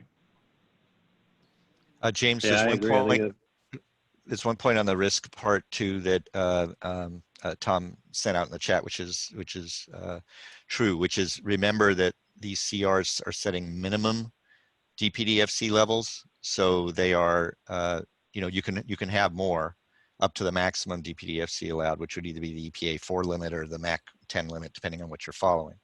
But these are minimums, so it's not that these are not targets; these are minimums. So it's just to make that clear. And I guess theoretically, if the TRC voted to allow a 20-to-1 ratio, then we would also be fine if an operator wanted to do, a 15-to-1 ratio, or anything lower. But correct. So I think we can consider that in our discussion. I just had two comments in general for this will kind of bleed into the other CRs, and I do want to have everyone give some feedback, and then we'll try to get some votes. But I'm coming from a state that currently our state sanitary code prohibits use of cyanuric acid in swimming pools. So, I do see a lot about, the necessity for water replacement, because CYA doesn't go away. But I think that, if there was, say, New York State adopted the MAP and it had a ratio in it for new construction, it would probably make sense to feed cyanuric acid separately so that you could better maintain the ratio and you weren't having to dump water all the time. So, that would be kind of something to consider, is that there's better ways to design a system for new construction where you wouldn't have to be constantly replacing water, because you would have the ability to change the cyanuric acid feed to reflect your free chlorine level without just putting a bunch in the pool and then having to worry about getting rid of it before you can add more of the combined product. The second thing I think that we should consider that I didn't really see it going into much detail here is that for diarrheal fecal incident response, the CDC guidelines currently require diluting the CYA to below 15 before you can even start the remediation protocols. And the remediation protocols have you hyperchlorinating to a much higher level and for a longer time. So from an operational standpoint, if your pool uses cyanuric, it's a lot more that you have to do and that an operator has to be responsible for, and that they have to, be sincere about actually doing that work and closing for that long. So I feel like the higher the level gets of cyanuric acid, the more difficult it's going to be for them to address fecal incidents, diarrheal fecal incidents specifically, and then, be able to continue operations. So I just wanted to pose those as a TRC member, those comments. But I'd like to hear everyone else's comments from the TRC as we kind of look at these CRs. I think, Amanda, because of your comments there as well, I think, personally, I think I can easily rule out the 50-to-1 ratio. And then the number 6, I think can probably, for me, be pretty easily ruled out. The 2.5-to-1 ratio, it seems like it would be, it would create, it would require the operator to have a really high chlorine level to keep at that.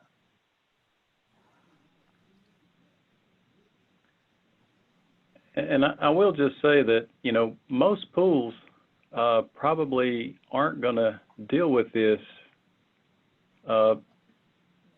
constant ratio due to trichlor. I think trichlor is only going to be added primarily in hotel and motel pools.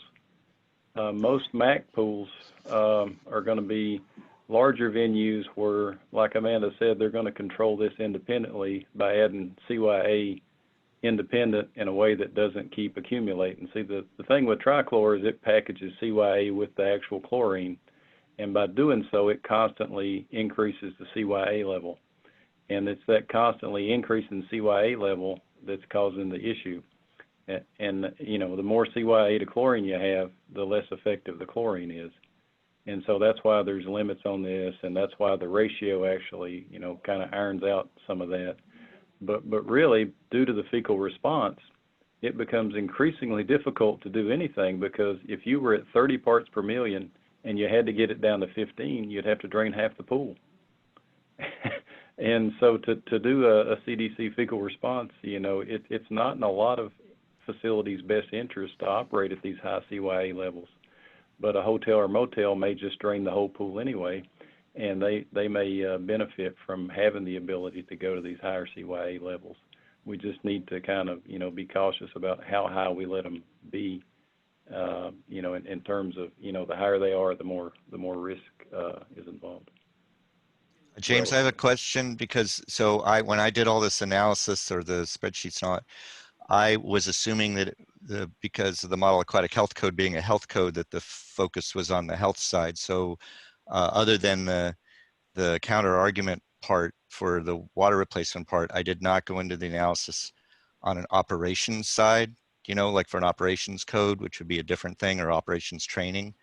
Was it intended for the analysis to be that as opposed to health only, or because I apologize, I was focused just on the you know, the Model Aquatic Health Code is a health code, and then all the issues that are brought up, which are valid issues, are you know, operation ones that are dependent on the pool operator, the pool size, the risk level they want to take, and with respect to whether they need to drain or how likely is it for them to have, and all that. I didn't go into any of that.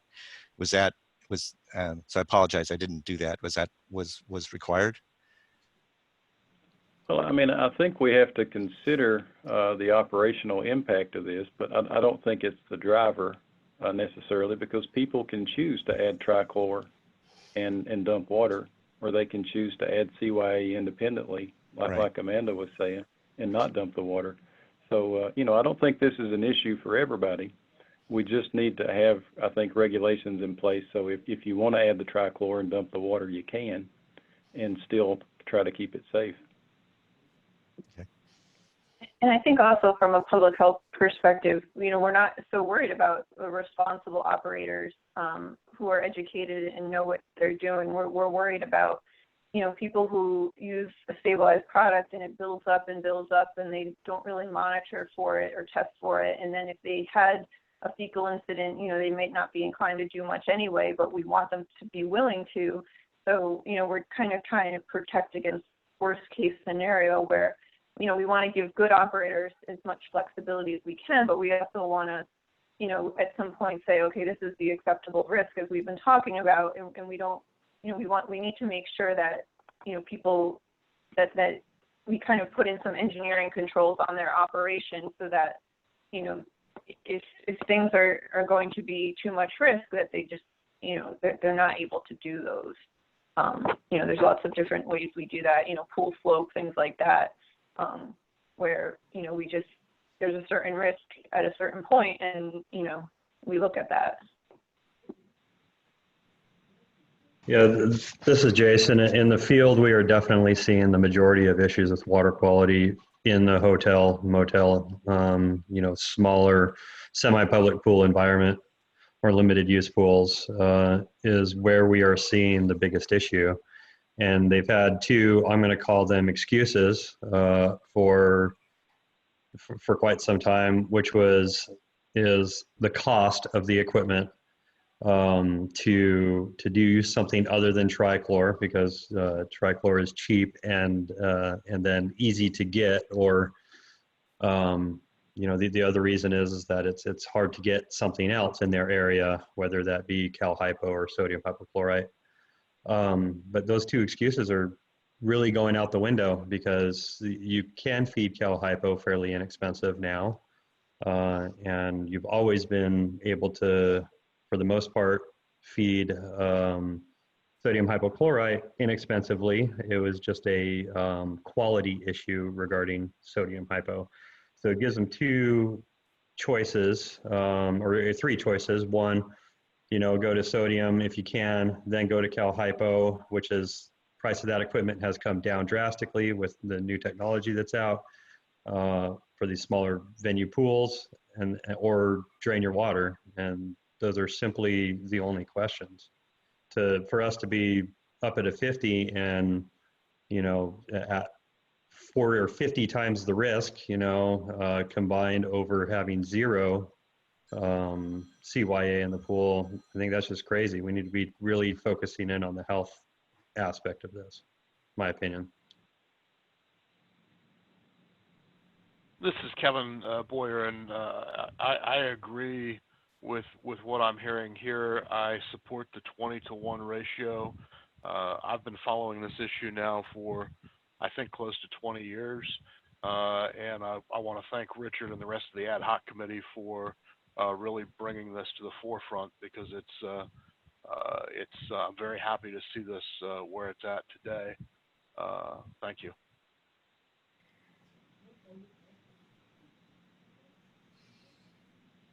This is Dewey. One thing I do want to note, just in full clarity, and Richard, feel free to elaborate as needed. The 20-to-1 ratio, as recommended in that paper, was not a committee consensus. The paper was released with that 20-to-1 recommendation, but there was disagreement in the committee for that ratio. Yeah, that is correct. Can we ask what the ratio the rest of the committee recommended, or did I miss that somewhere? It wasn't there wasn't a specific one at the time, except for there were corrections that were proposed, but they really net out in the CR. That's the 50-to-1 gets closest to explaining those, and then the CR for the 20-to-1 also addresses them to some degree in the detail. You know, if there are these three adjustments that if they were made and a fourth one not, then you get into the 40s, you know, between the 40 and 50-to-1. So you're basically getting closer to the, you know, where the current code is. So the closest proposal that's there today that you have for CRs is the 50-to-1 one, but that's higher, a little higher ratio than if the three items were, you know, were done. So that's, but you know, it's not like there was a separate part of the committee that then agreed to say that this is exactly what they wanted. The closest that you have to that now today in your choices is the CR that's the 50-to-1, because there isn't anything, there's no other CR in between, right? So, yeah.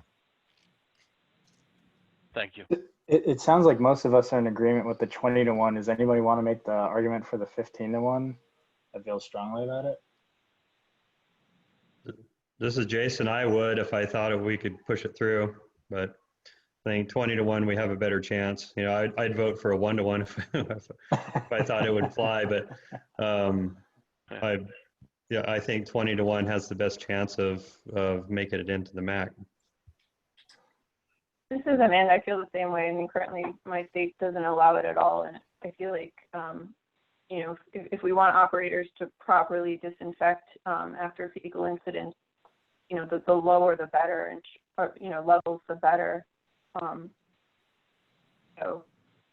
you know, I wouldn't be okay with above 20, but I certainly would be happier with less than that. Yeah, I think as we all, I think we all understand like the risks associated, but the 20-to-1 at least is the least restrictive.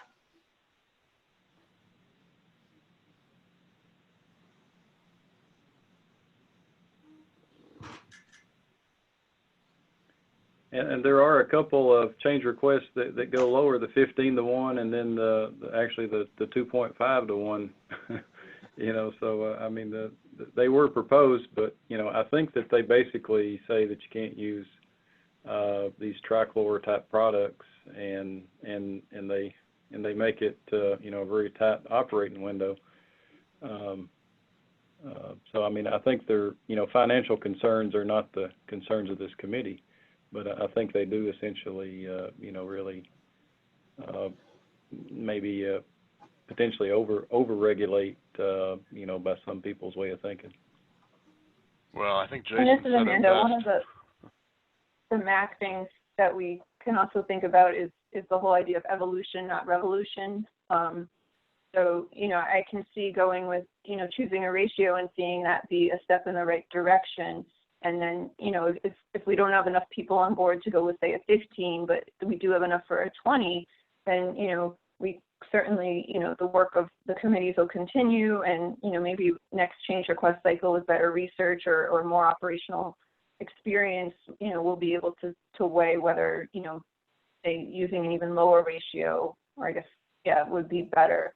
So, sorry, I interrupted someone.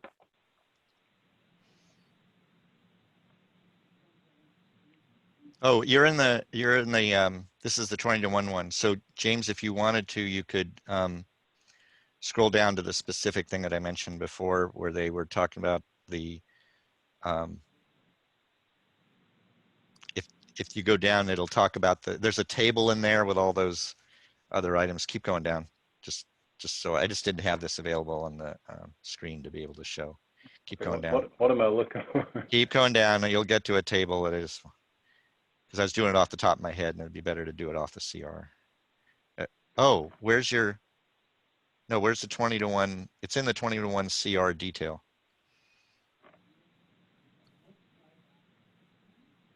I'm ready to vote. I don't know about anybody Okay. else. I don't see it, James, so I don't know where you don't have the full CRs there.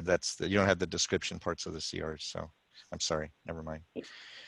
Yeah, I think unless anyone else from the TRC has any comments, why don't we start voting on each CR?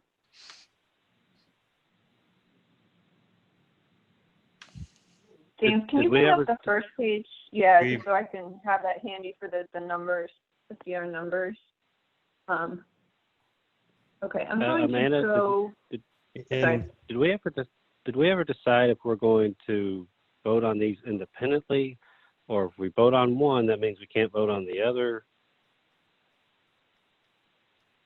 Yeah, if we vote I was in agreement with what James had to say earlier, is if we propose yes for more than one of these and it goes before the CMAC membership, that might be a little bit confusing on what's trying to be promoted. And what if they both get accepted? So why don't we, I agree. I think that would be really confusing to the membership, because although they are separate CRs, we basically be recommending two different things. So let's kind of do a process of elimination and then try to talk through as a committee, see if we can reach consensus. Is anyone not in favor of some type of ratio? I'm not in favor of 50 to 1. 1. Okay. So is there anyone who is in favor of the 50-to-1 ratio? Okay. Is there anyone who's in favor of the 2.5-to-1 ratio?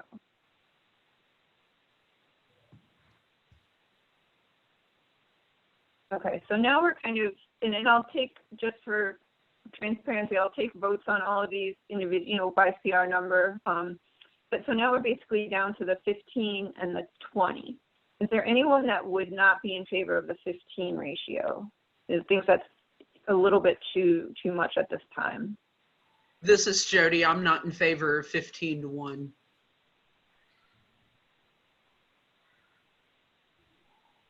Yeah, I think it may be a little too much change at this point in time myself. This is James. This is Nicholas. Second. Okay. Okay. So we wouldn't be able to reach consensus on that. So, because we would have, 3 of the members present out of 11, and that would be less than consensus.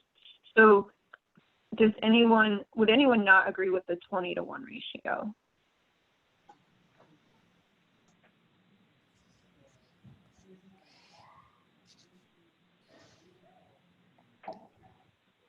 Okay, so I think that we can vote on this set of CRs. Now that we've kind of narrowed it down, now we have one recommendation. All of us it seems like unless anyone else has any comments in general, I'll just go through and we can vote on these on the screen, numbers 3 through 7. Now note that number 5, I'm trying to see how that works because CR's number 1 and 3. So basically, the CR number 3 has an inconsistency in it, and that it's based on FAC instead of DPD-FC, which was the definition that was added in number 1. So once we agreed on that number 1 definition, it becomes possible to add DPD-FC in the place of FAC in number 3. So number 5 kind of cleans up number 3 to match the number 1 definition. Hey, James. Sorry, this is Ellen, and I'm not going to talk yay or nay, but that was actually a typo in that change request. And Richard, if you could comment on that, I thought you were going to mention it. I did Yeah, send emailed I it sent out. it. I emailed it to James, so he knows about it. So James can talk to that.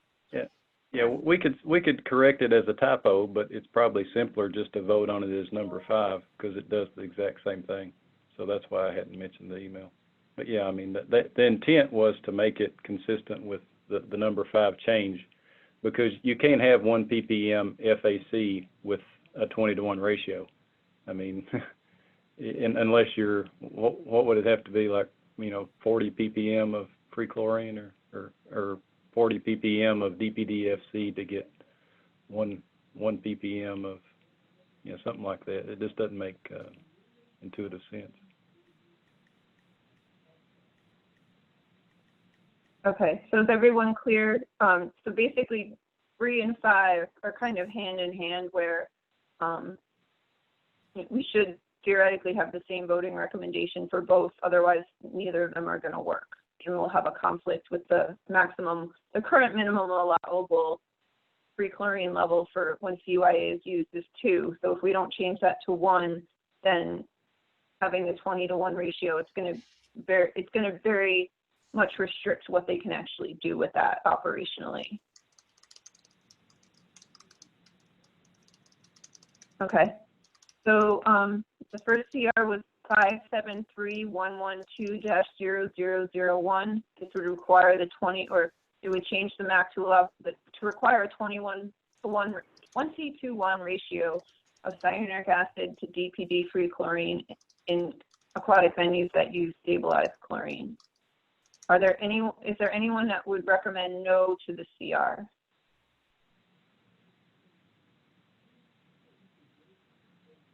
Okay, I will write down that the TRC has voted, all members present voted unanimously as a yes vote for this.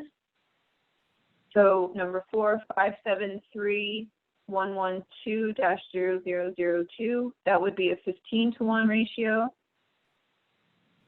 And again, we had, and correct me, so Jody, James, and Miklos had all discussed that they would not be in favor of this. And so, yes. Okay, so, and therefore, is there anyone in favor of this, knowing that we've accepted the 20-to-1? I just want to make sure that we can reach consensus on a no vote as opposed to abstaining. Does anyone recommend a yes on this one for the 15-to-1 ratio?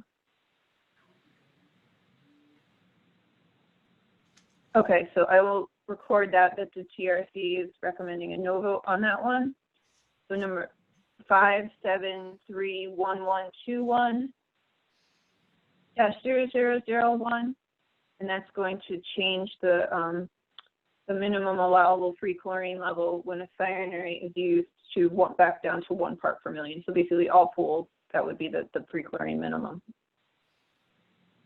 And that's different than spas. Does anyone recommend a no vote on that CR?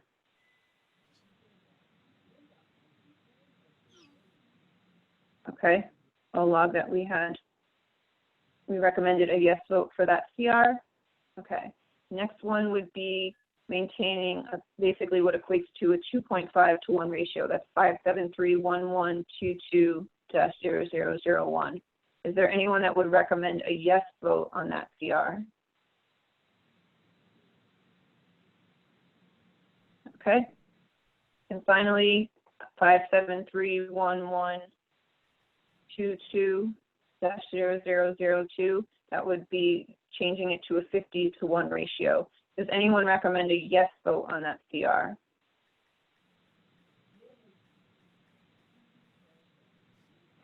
Okay, so I'll write that down as a no vote from the recommended vote from the TRC. Now, we're kind of closing in on the call, but I think we can, hopefully now that we've got that ratio down, we can evaluate some of these other CRs relatively quickly. Although, you know, they still do have a lot to them.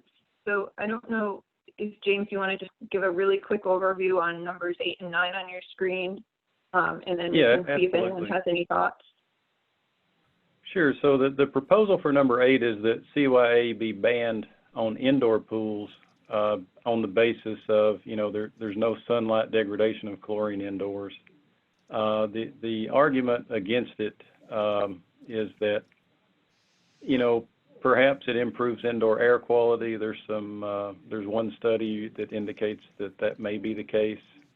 You know, my proposal on this is not to ban it because, you know, I don't think there's any great science there to ban it, but it would increase risk on indoor aquatic venues that did choose to use it. But I'm not sure how many of those there would really be. I was initially in favor of it when I sent the material out. Now I don't see the point in banning it if somebody could potentially improve their air quality with it.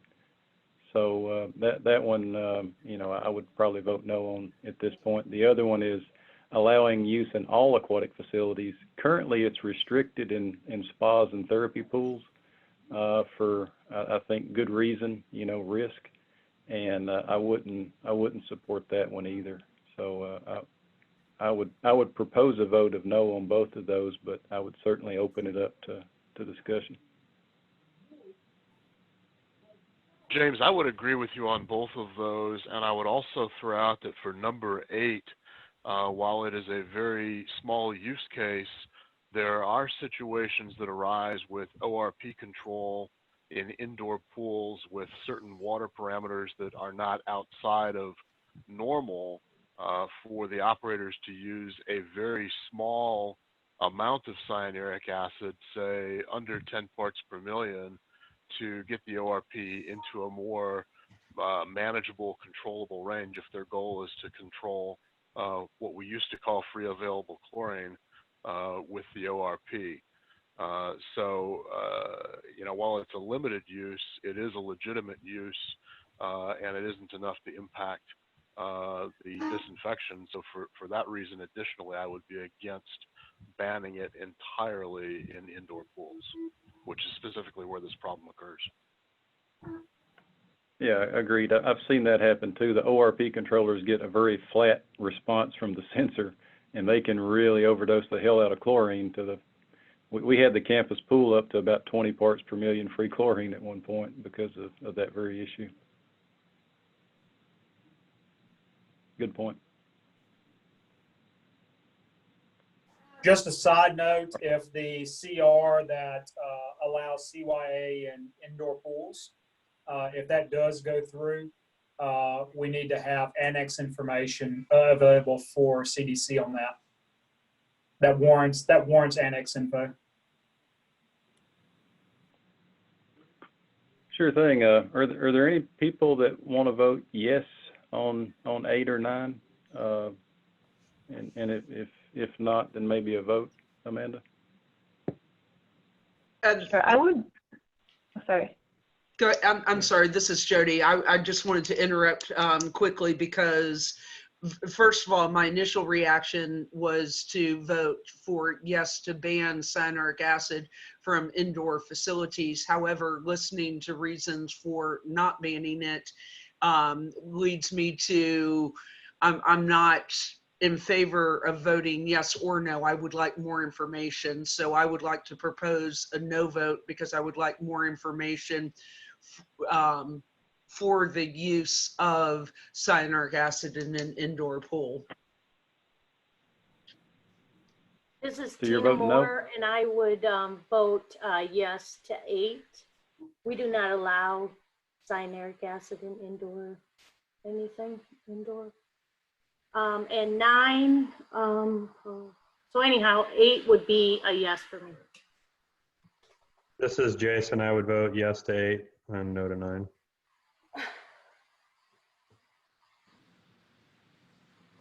James, I just wanted to let you know that the ad hoc committee is working on the annex, which includes this kind of topic too.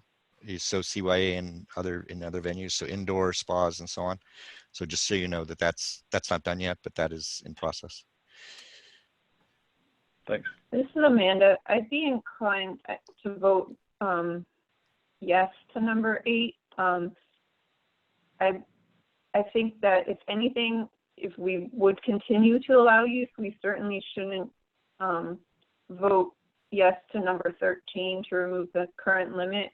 I think maybe in the future it would be useful to have a change request to limit the level of cyanuric acid that's allowable in indoor pools, so that, you know, those valid uses would, you know, that they could have some operational parameters to go within, but then, you know, if you have an indoor pool at a motel where they just have the trichlor feeder, that you wouldn't get really high levels building up where, you know, you're really not having that sunlight issue too much anyway.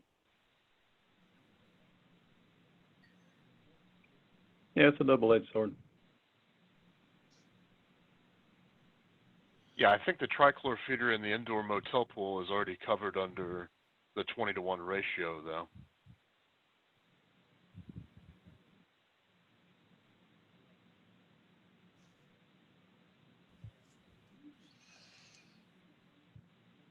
So this is Kevin. I would vote no on this one.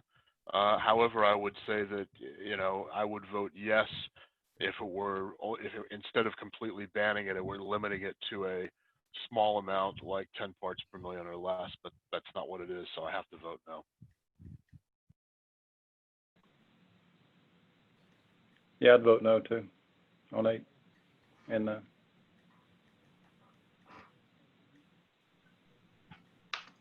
This is Jody. If we're going to vote, then my vote is for number 8 to yes to ban it.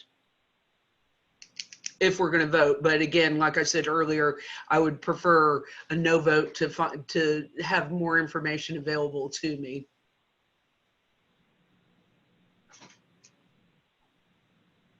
This is Joe. I would vote yes on 8 and a no on 9. And this is the other Joe. I would vote no to both. I would say we go ahead and vote then, and then see if there's no more discussion. Okay, yeah. Let's do 9 first, just because I think I'll have an easier time keeping track. So 573131-0003, that would propose to allow cyanuric acid use in all aquatic venues. Note that the current venues that it is banned in are spas and therapy pools, regardless whether they're indoors or outdoors. So is there anyone in favor of a yes vote on that CR to allow cyanuric in any aquatic venue?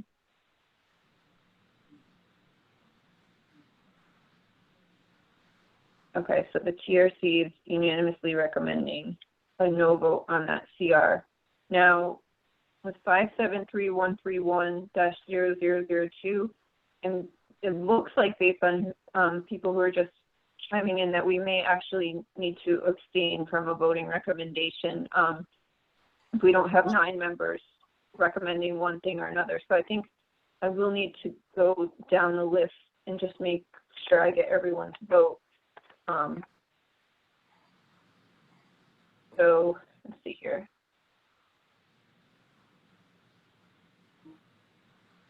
Okay, so Tina, you said you would be a yes, recommended yes vote, and this would ban cyanuric acid use in indoor aquatic venues.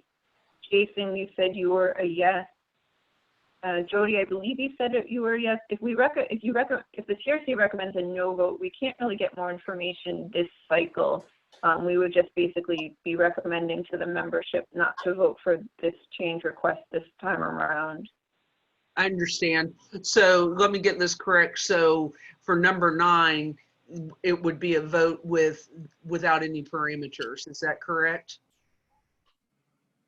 So for number 9, we just voted on that one, and that would have been to allow it in all aquatic venues. So for number 8, it would ban use of cyanuric acid in indoor aquatic venues. Currently, it's permitted in those indoor aquatic venues that are not spas or therapy pools.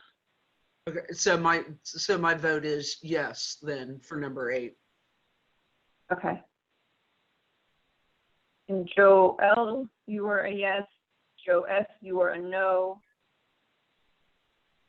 Kevin, I believe you were a no, sorry. Correct, I'm a no.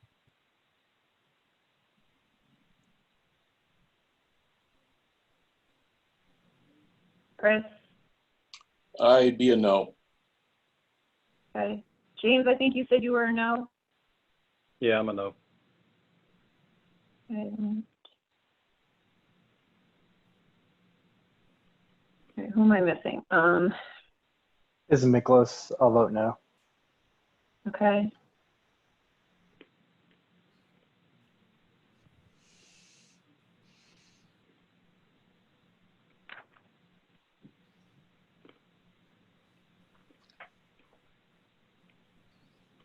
Okay, I think I got everyone for but me, and I would.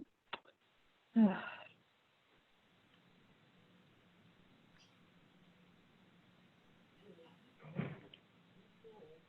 not going to matter because we already have to abstain, but I feel like in full disclosure, because everyone else had their vote, I lean toward yes at this point, although I do like the idea of having a change request submitted for the next cycle to allow it to ban it over a certain level specifically for indoor aquatic venues so that, you know, people do have the flexibility to use it. So at this point, we're 1, 2, 3, 4, 5 yeses, and 1, 2, 3, 4, 5 no's. So we're split even on this one. So we're going to have to just abstain, you know, and I think in this case, we truly did not reach consensus. And, you know, obviously this is a very controversial topic. And, you know, so I think hopefully next time around, there'll be a little more research and we can, you know, the TRC at that point can weigh these types of change requests again. So it's just after 3 o'clock.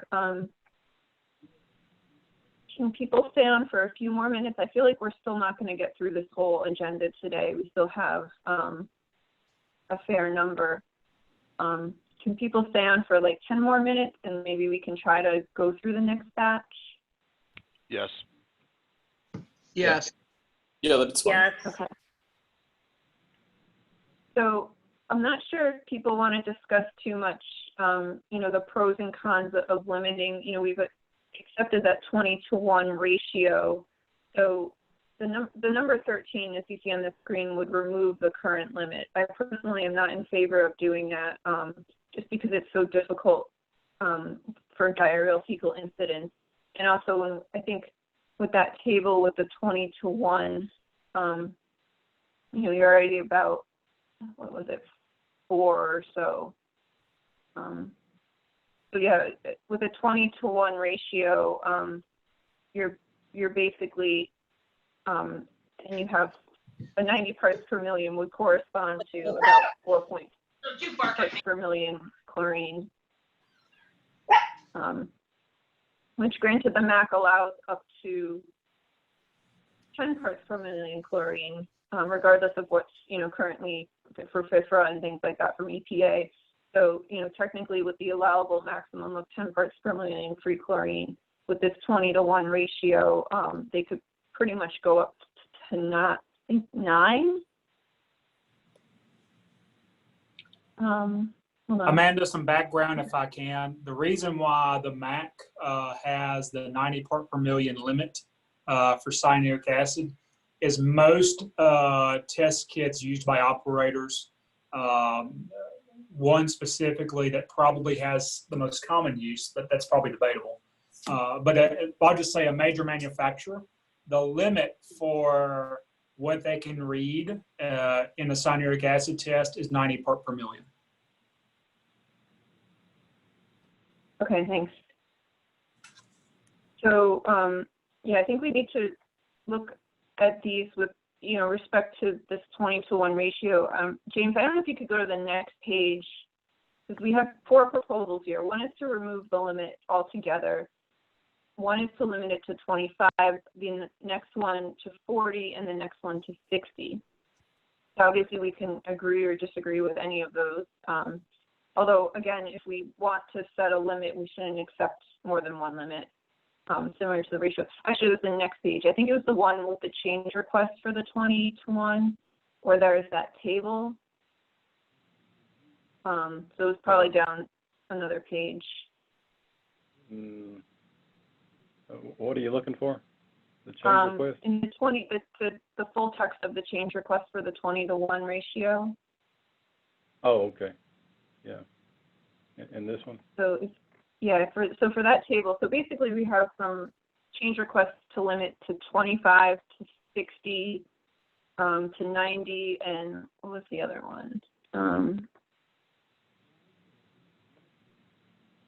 Hold on one second. Yeah, so the current limit is 90 on that, and there's proposals to limit it at 60, at 45, and basically it's just further limiting the CYA. The whole concept of having a ratio is that you no longer have to limit the amount because of the ratio. So as Richard explained earlier, the risk is constant once the ratio is constant.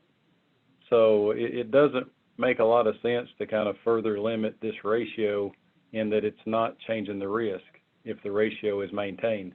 The only question is, would you totally remove a limit? And I think that answer is no. So I don't see the rationale for a lower limit because it doesn't change risk, and to remove the limit also doesn't make a lot of sense because then, you could have, hundreds of milligrams per liter of CYA and, kind of crazy numbers that make it hard to remediate and force draining and all sorts of things. But just my 2 cents. I second that.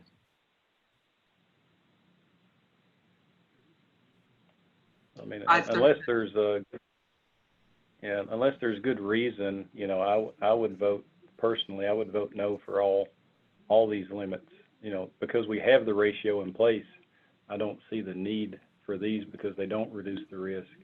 And this one just kind of lets things get out of control from where they are now. What about the EPA 4 part per million limitation, though? Doesn't that cap? Where does that cap it at? If that wasn't there, it could go significantly higher. It caps at 80. That's what I was saying before, effectively. But without that, But it could at be this significantly higher. So if we leave 90 and it's no difference at all. I agree with you, James. Sorry. Sure. Yeah, at this point, the MAC does allow up to 10 parts per million free chlorine, even though obviously it's a whole nother discussion for another day about maximum chlorine residuals that are allowable. But right now it is 10 in the MAC, so technically you could, with a 20-to-1 ratio, I was trying to do the math in my head, but I think you could go up to 200, yeah. Yeah. 200 to 10 would be 20-to-1. Okay, so that's correct. Yeah. So without a limit, it could go much higher, essentially double. So does anyone have any additional comments before we start voting on these?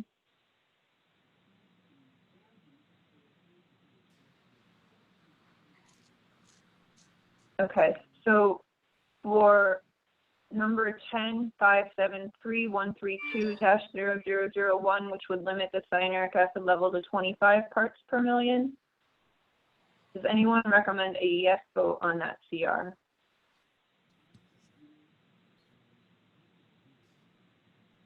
Okay, I'll write that down as a no recommendation. For 573-132-0002, which would limit CYA to 40 parts per million. Does anyone recommend a yes vote on that CR?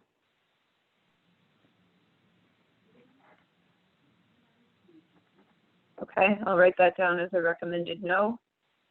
For 573.132-0003, which would limit cyanuric acid levels to 60 parts per million. Does anyone recommend a yes vote on that CR?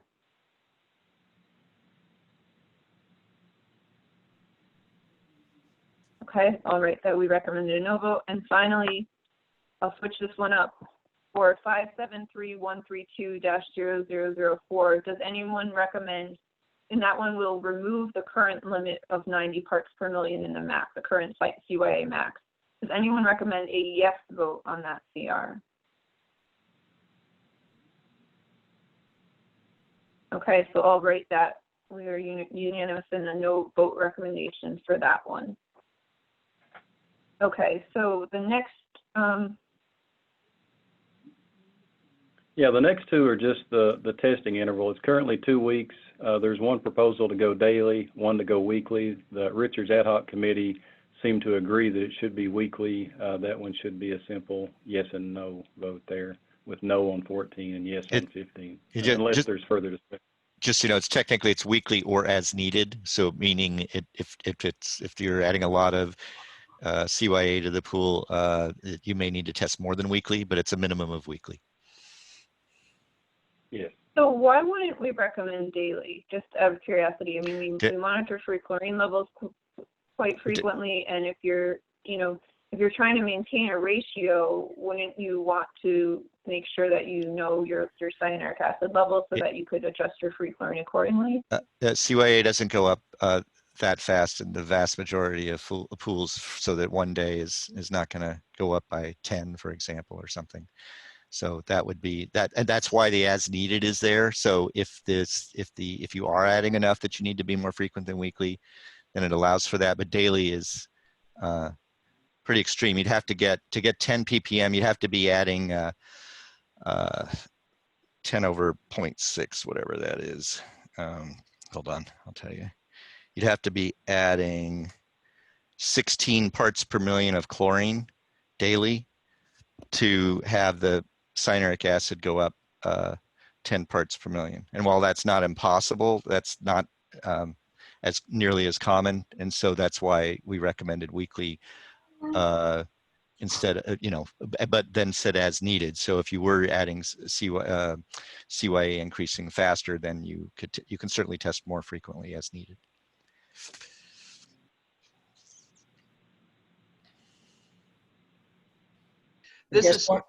Oh, I'm sorry. Go ahead. No, it's okay. This is Jody. I was just going to concur that I agree with weekly. My vote would be for yes for weekly. And this is Joe S. I guess my question would be more so about the language. The or more frequently is necessary.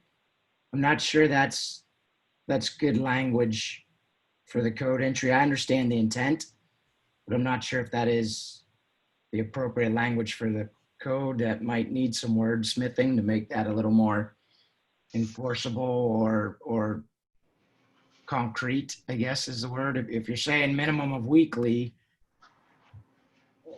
It says as needed in order to maintain the whatever. You need to just read the CR. It does say more than just as needed. Yeah. Or more frequently as necessary to ensure compliance with MAC 573. Yeah, that's it. And this is the type of thing that, like, if an operator, during inspections, they're not consistently maintaining their ratio, and they're only testing weekly, then the authority having jurisdiction may say, okay, you need to, we're going to start requiring you to monitor, daily or twice weekly or whatever. Right. To make sure that you're able to meet that.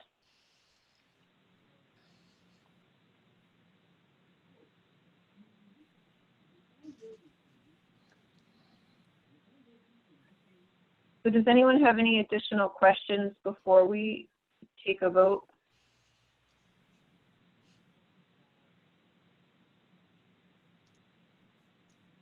Okay, so for CR 57582-0002, which would change the testing frequency from every 2 weeks to daily. Do we have anyone that recommends a yes vote on that CR?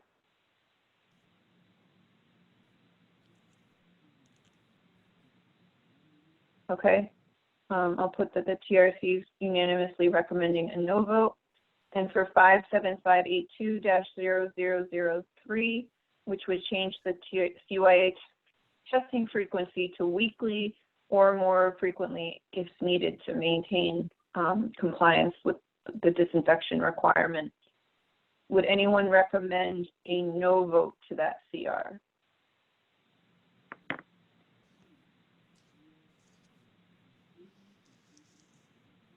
Okay, so I will record that the TRC is recommending a yes vote to that CR unanimously.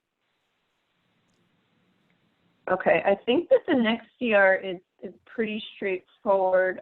James, if you want to just go through it really quickly, and then maybe we can finish that one up. Yeah, it simply adds that the impact of CYA on free chlorine or HOCl should be added to operator training courses.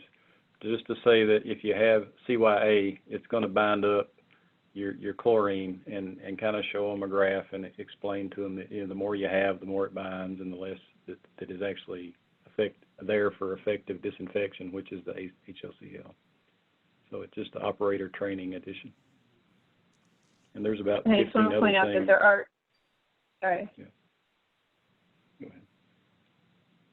There are already, a number of requirements for the cyanuric acid for operator training curves and things like that. James is bringing it up right here, but none of them are actually specific to the response curves between chlorine. One of them has talked about, and I'm not sure if number 3 there, if it's, I don't think it's, I think it's UV like sunlight, but I'm not positive because I think it is kind of duplicative of that, but I really don't know what the intent was. But it does seem like number 3 is the same thing, but I guess you could read it as, I don't know why we would single out UV disinfection for having some change, but if anyone has any ideas on why that would be, or if it really is intended to be sunlight. Hey, Amanda, this is Ellen. I think number 3 there is regarding stabilizer efficacy as far as it being able to stabilize a chlorine residual to UV.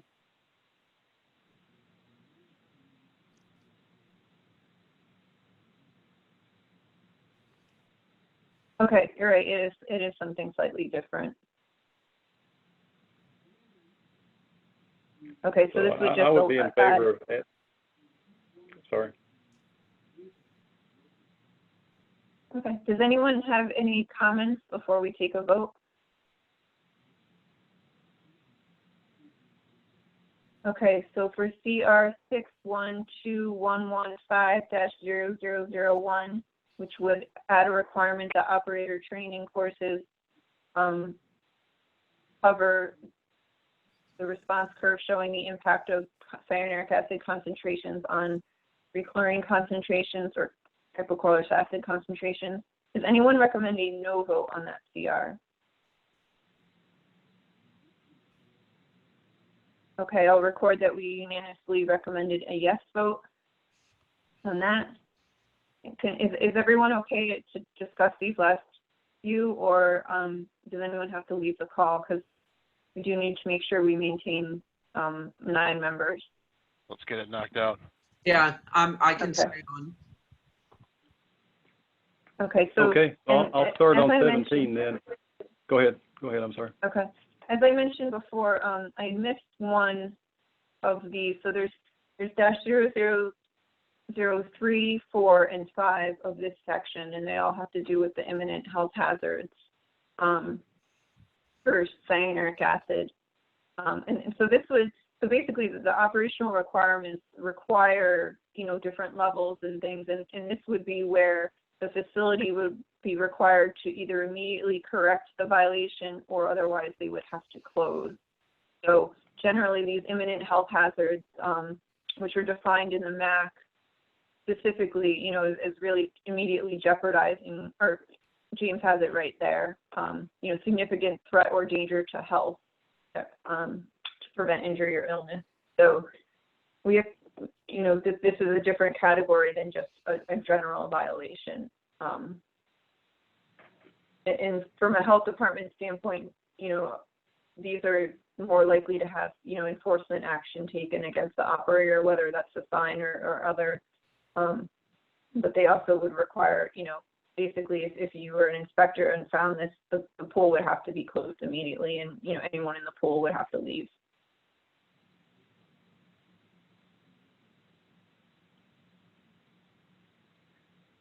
And so as I introduce this one, I'll just say that, you know, there are a number of states here, ranging from California to Massachusetts to Oregon to Rhode Island, that all have closure limits in place right now.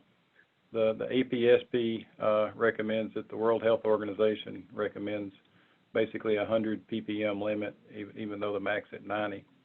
And there are links to these things if you want to look at them. And the hyperchlorination guide by the CDC, as we mentioned earlier, says if you're going to hyperchlorinate, you have to be 15 or below. So, you know, some of these things just weren't addressed. And the question from the TSC was whether or not this was an immediate health hazard or not, and just based on this definition. And it looks like the threat or danger to health in producing illness, you know, would fit that definition to me, but they said that they didn't think that it would. So there is, I guess, some degree of debate. The public comment from BioLab said that said it's not an immediate health hazard, but they did suggest a toxicity limit of 300 parts per million based on an NSF study that's in the next CR. So that's kind of everything in a nutshell. Is, you know, do we follow the 10 states or so that in APSP and kind of get the MAC up to date with where they are, or do we kind of stay on the other side of this and not make a immediate closure based on CYA? Discussion?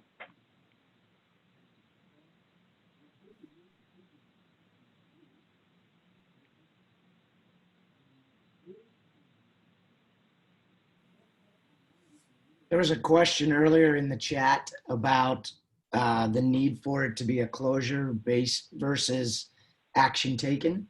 Is it a situation where replacement water or some other action could alleviate the hazard and not require an immediate closure? So generally these require immediate correction or closure. So if it's something where you have to, you know, drain a pool to get below the level, it's really gonna probably require closure if you could drain and replace enough water to get below the level. So, you know, unlike something like a minimum free chlorine residual not met, where, you know, it might take 20 or 30 minutes to get to it, that might be a little bit different. This it may take longer. You know, if I'm going by Richard saying that it takes a long time to change the level in the pool. Yeah, let me make a technical comment for this. So the states, and remember, hardly anyone, there's one state actually that has a quasi-ratio thing, but almost nobody uses a ratio.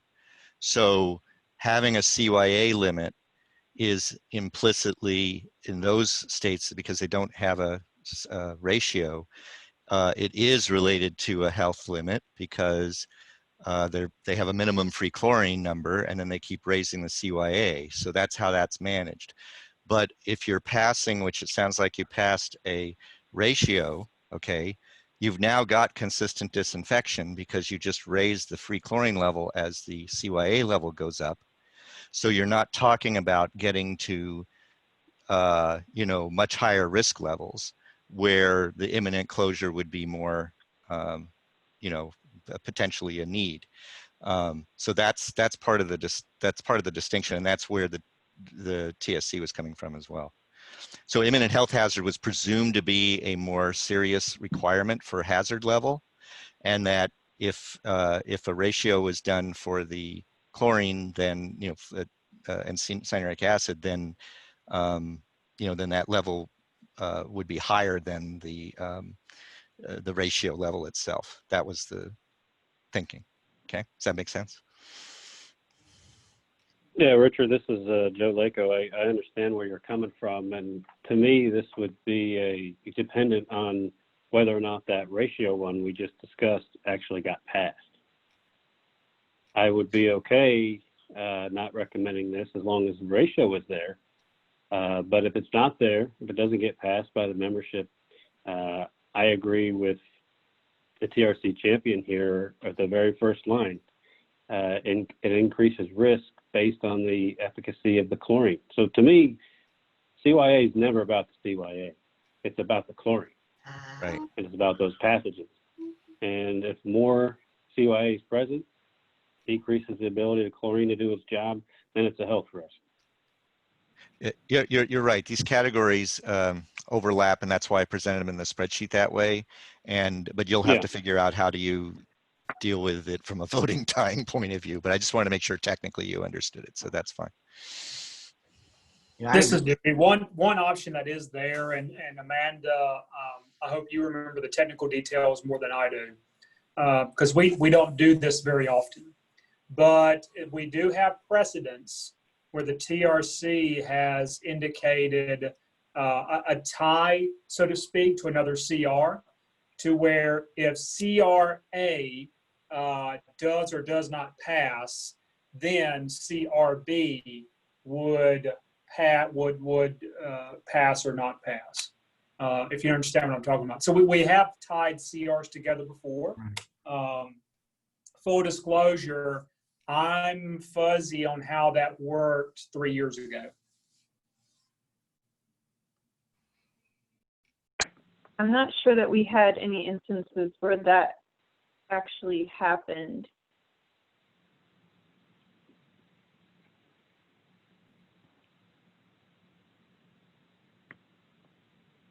I think what happened is because I remember we had some of those CR tied to others. I think what happened is there was a bunch of no votes, so those didn't go through. I'm just saying the precedent is there.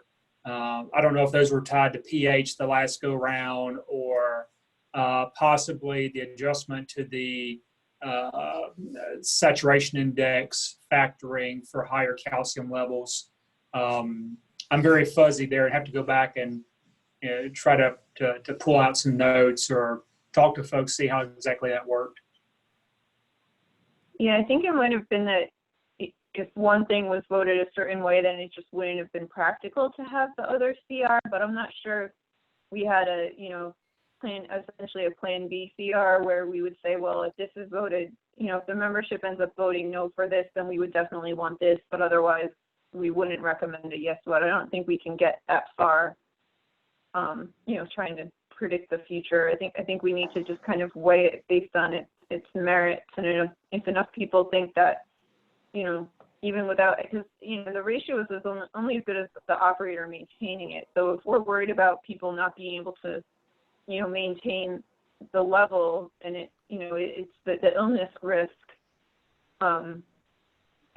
If there's pools where they're just not paying attention and not monitoring, and so as the TRC, if we feel like illness risk in general is high enough, where if you have a lot of gangrene, you're not going to be getting good disinfection, then I think we need to weigh that on its own, whether it would require immediate correction or closure.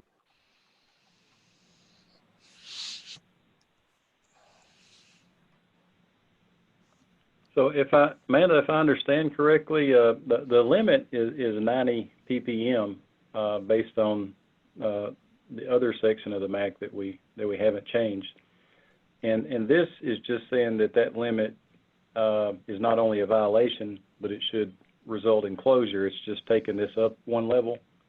Correct. Is that really what we're doing? Yeah. So if you were doing an inspection and found it above 90, you would be citing a violation. But then, the operator would be expected to correct it, but it wouldn't require that, if you couldn't immediately correct it, you basically have to close the pool until it was corrected. Basically, the health department would, placard the pool as closed, at least in my jurisdiction. Okay.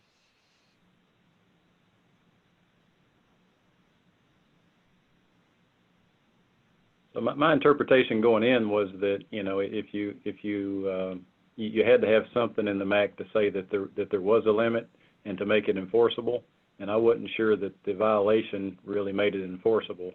And I was thinking this kind of made the CYA limit that we already had enforceable.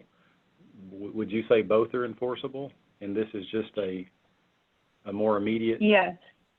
So the whole operational section of the MAC, Section 5 is theoretically enforceable, and there's a model inspection form that CDC has created to go with this. But in New York State and in some other places, we have like red and blue violations. Some people call them critical and non-critical violations.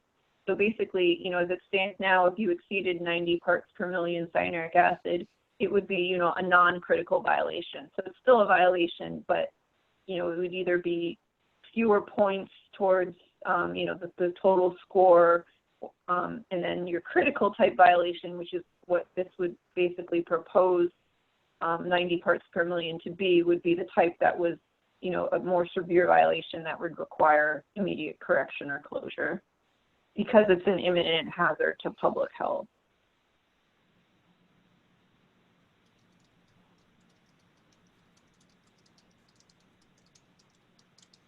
Yeah, that being said, I'm not sure that this is, as Richard said, imminent or significant threat, because we do have the ratio now, whereas these other states didn't.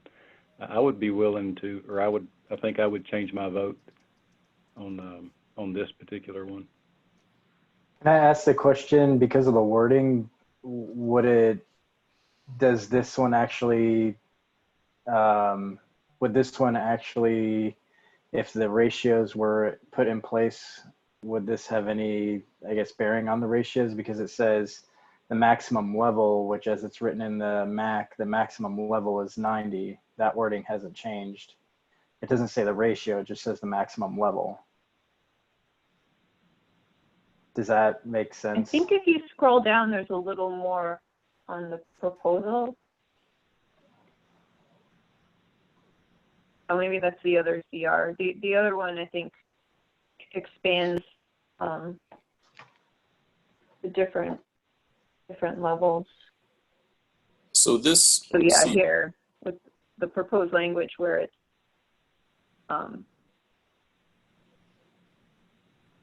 this one proposes it breaks it down more.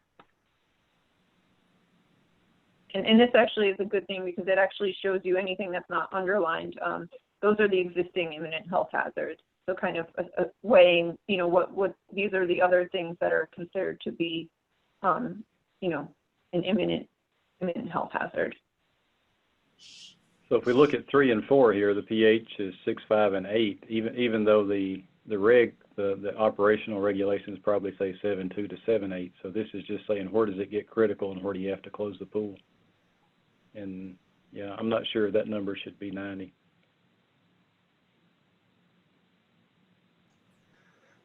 Well, as we talked about, at 90, you're no longer able to really test what level it's at. So you can do dilution tests, but direct one-time tests you can't. You're right. So, quick question: if the way this is currently worded, if there's no ratio, then you would be immediately closing a pool just based on cyanuric level without concern for what the actual chlorine level is at. But if we say yes to it, we're essentially saying that cyanuric acid at that level, at 90 parts per million, means there's no disinfection in the pool. Is that the implication? Is that what's being implied?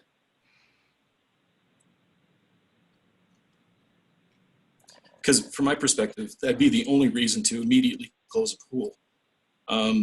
you have to have reasonable certainty that if anyone got in their pool, they are going to get sick or get hurt.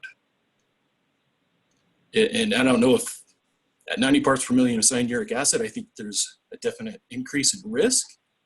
And I think that there should be, I mean, there's definitely going to be some action taken. I don't know, you give them a day or two to fix it, you come back, you check it, something like that. But I don't know if it rises to the level of an immediate closure. Yeah, and that's where I was saying, I think I would reverse my vote kind of hearing this. I thought this was the only means of requiring them to change it, was to set the limit here. I didn't know this was exactly what it was. So I would recommend a no vote on this one based on the new information on the call. Thanks, Amanda. And Chris, it would be separate and distinct from maintaining the required free chlorine residual. So, you know, if they're over 90 for cyanuric acid, they may or may not be maintaining the ratio appropriately either. Right, and I was thinking if there's no ratio, then it still doesn't make sense to me. But if there was a ratio, that kind of takes care of itself. So yeah, there's 3 of these CRs. So one would be an imminent health hazard if it was greater than 90. The second one would be if it was greater than 300, which I think the submitter is saying that's the toxicity for cyanuric acid. And then the third one would limit it to when the ratio exceeds 45:1. So that one ties it in with the DPD free chlorine. But that 45:1 ratio, I guess, therefore, that it would be a violation of the ratio or the minimum level, but not a specific violation on your cyanurate level in and of itself.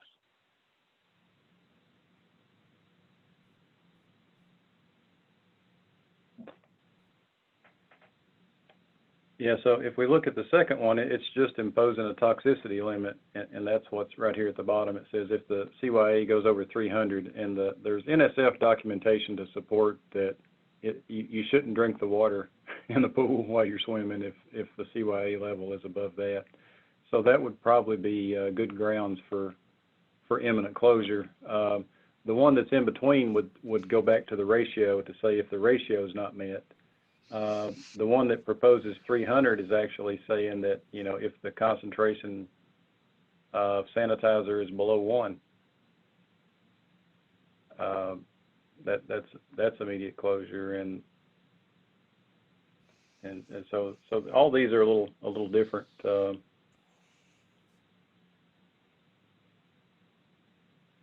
And the existing imminent health hazard already is if the minimum residual levels in the MAC are not met. So.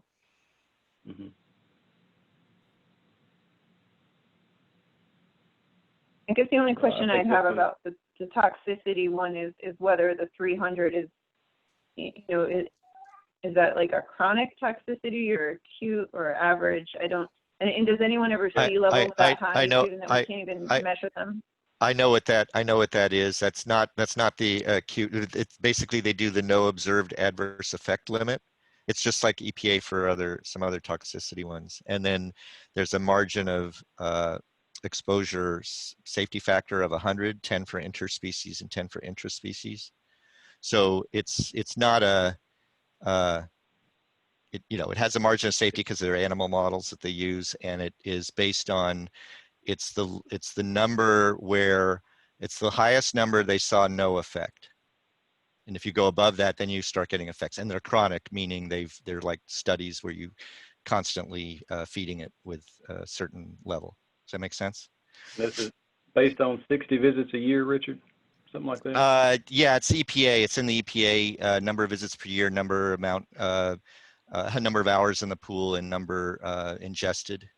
Similar to what the EPA uses for it's part of the EPA swim model.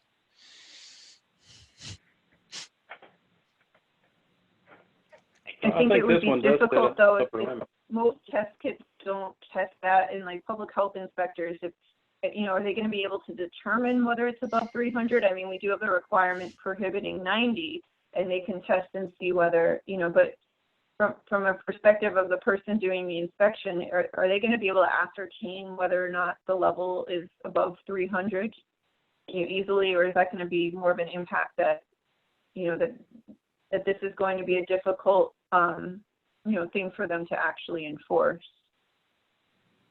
Honestly, I think this is something that would get caught after the fact, after there's been an outbreak. I can't see an inspector testing for this on a regular basis. It might be something they test when they do their annual inspection or something, but when it gets tested regularly, they're just using the dipsticks or DPD real fast. And they may have like, I don't know, 5, 6, 20 pools to get through a day.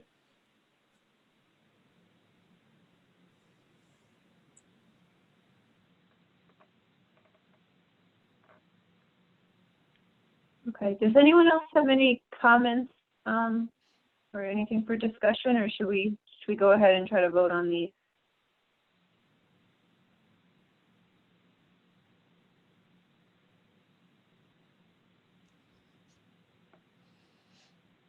Okay, hearing none.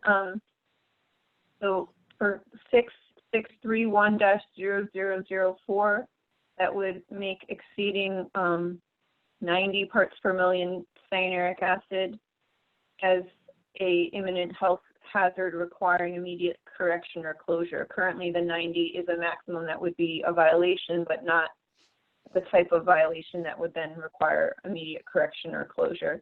Does anyone recommend a yes vote on this CR?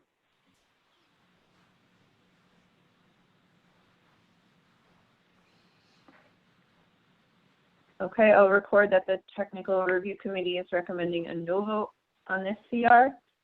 So 6631-0005, that would propose a few things. It would specifically add language for what the MAC requirements or operational requirements for free chlorine are. Granted, so that's one thing. But just note that because even though that we're just referring to the various sections, that doesn't, you know, this is just putting them in there maybe for convenience, but it's not necessarily that if they're not in there, you can't cite that as an imminent health hazard. And then the other part of it would be to add a limit of 300 parts per million cyanuric acid, or that is requiring immediate correction or closure. Would anyone recommend a yes vote on this CR?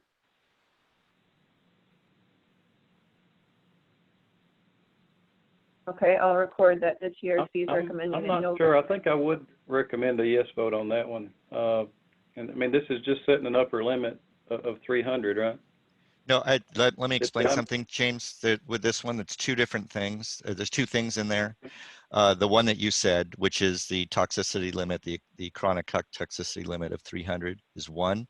The reason that the other part is in there about the 1 ppm is that if this CR is not voted on, if there's no change to the existing closure rule, and this is what I was trying to show in my spreadsheet, if there's no change to the existing closure rule and the 20:1 ratio passes, which you had said yes for, then what happens is that there's immediate closure if you aren't meeting the 20:1, because the existing closure rule says the existing closure rule today does not say you have to be 1 ppm minimum. What it says is that you have to be meeting what's in the other section, you know, which is 1 ppm with no CYA and 2 ppm with CYA. So if you go with the ratio, if you don't have this CR or something equivalent, then the closure rule says, well, you've got to have 20:1 or you have immediate closure. So this CR changes that to say the immediate closure aspect isn't 20:1. You still have the writing up, you know, writing up violation stuff for 20:1. That's separate. But the immediate closure is now based on if you basically don't have chlorine in the pool. In other words, if it gets below 1. Does that make sense? Yes, thank you.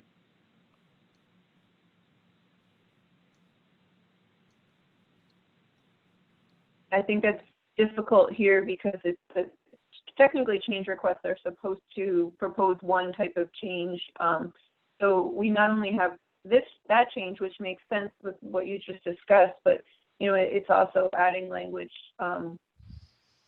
to limit the CYA concentrations above 300, which makes sense. I just personally, I'm concerned about the ability to actually, measure for that, out in the field routinely, and check to make sure that's, I think if we put it on the list of imminent health hazards, then it's suggesting that needs to be checked at every inspection to ensure that it's not, and that.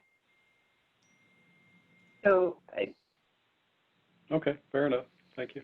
Was this CR submitted from the? I do know that we have a few more of the change requests to this section, but I don't know if there's anything else that recommends that spelling out the disinfectant levels specifically. I may be off the one base that on we this comment, but I'm sorry, but I think that the 300 number potentially obfuscates other cyanuric acid recommendations and could be confusing for operators. For that reason, I would not be in favor of it. Okay. Yeah, I Even think though the it vote says was imminent all health no's on this one.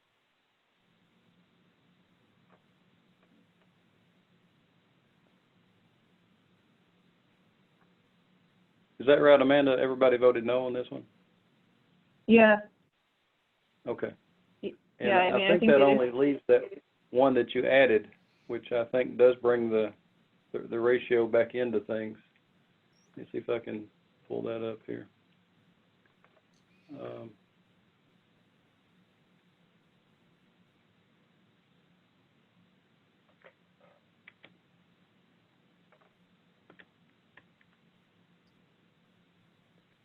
So this is the one that wasn't on my list. Maybe this one's Chris or somebody, I think, is, and yes. This one proposes the ratio.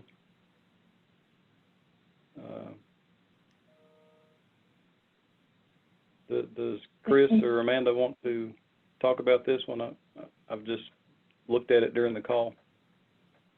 Sure. This one just corresponds and basically is doing what Richard was saying with the other, although the ratios are different, where that they're adding in specifically the requirements, because I'd have to look at the language, but as added for the ratio, you're basically saying you need to have we'd have to look at how that ratio is. I'd have to look back at that CR to see how it's worded, in that if it's requiring a specific minimum all the time, I think it's for all venues, it's 1, instead of requiring 2 for venues using cyanurate. So I think it's still in the clear that minimum residual, but it does beg to be presented more clearly. But I don't think that there would be a huge conflict not having them outlined. So with this one would make it imminent health hazard if the CYA DPD FC ratio exceeds 45:1.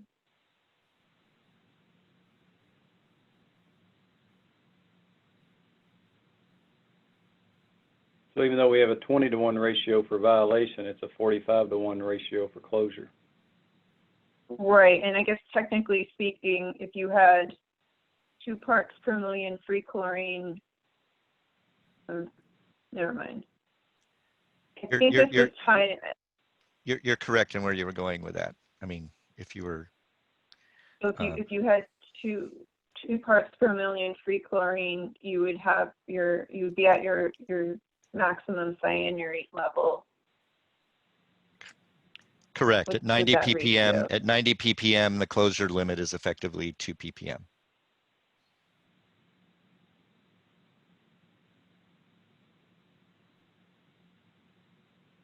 So you'd have to stay above 2 ppm to stay open. Which is what's currently required for venues using cyanuric acid. So it would kind of prohibit people that want to go lower than 2 parts per million free chlorine within that. It would basically prevent you from using that 20:1 ratio if you're below 2 parts per million free chlorine. Is that correct? like between 1 and 2 parts per million free chlorine, you wouldn't be able to use the 20-to-1 ratio if this was in effect? At the 21 to ratio, what it does is if you're at 90 ppm, then you would be at 4.5 ppm for the 20-to-1 ratio. But if you let it slide below, so then you're in just have a violation below that. But if you go below 2, then it's immediate closure. That's the net effect.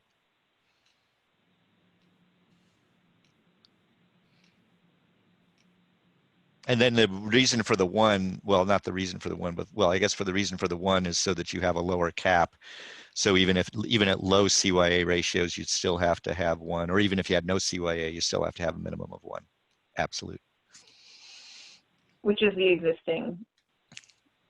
Yeah. Effectively, for that's the existing. That's correct. It's the basic change for this is that it effectively has a sliding scale for lower levels of CYA between where the free chlorine for closure goes from 2 to 1 as you go down in CYA. That's the net effect of this. Did the TSC vote to approve this one, Richard? I don't remember. I don't remember, to be honest. I think because there were multiple ones, I don't remember if we just picked one or if I honestly don't remember. If we could pick more than one, this technically doesn't have there's not a serious like technical flaw with it. I mean, it's different, the technical things in this one versus other ones, but I don't remember what we did, to be honest.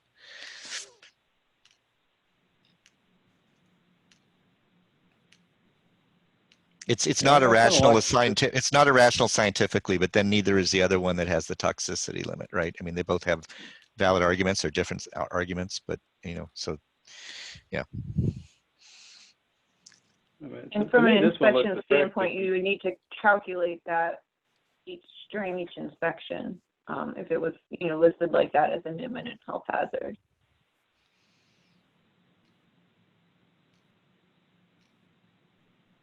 I mean, this one doesn't have the 20-to-1 as the closure. It has a 45-to-1 as a closure, and the 45-to-1 is the current MAC limit. Yeah, I think actually, James. I think we said no on this because we didn't tie it to the other. We were assuming if everything in the MAC was the same and you only did this, what would you do? And I think we said no for that reason, what you just said. But again, a lot of these are all tied together, right? Especially closure and the DPD and the FC CYA ratios. So, it's similar to that issue on the other one. So you just have to figure out how you want to deal with it.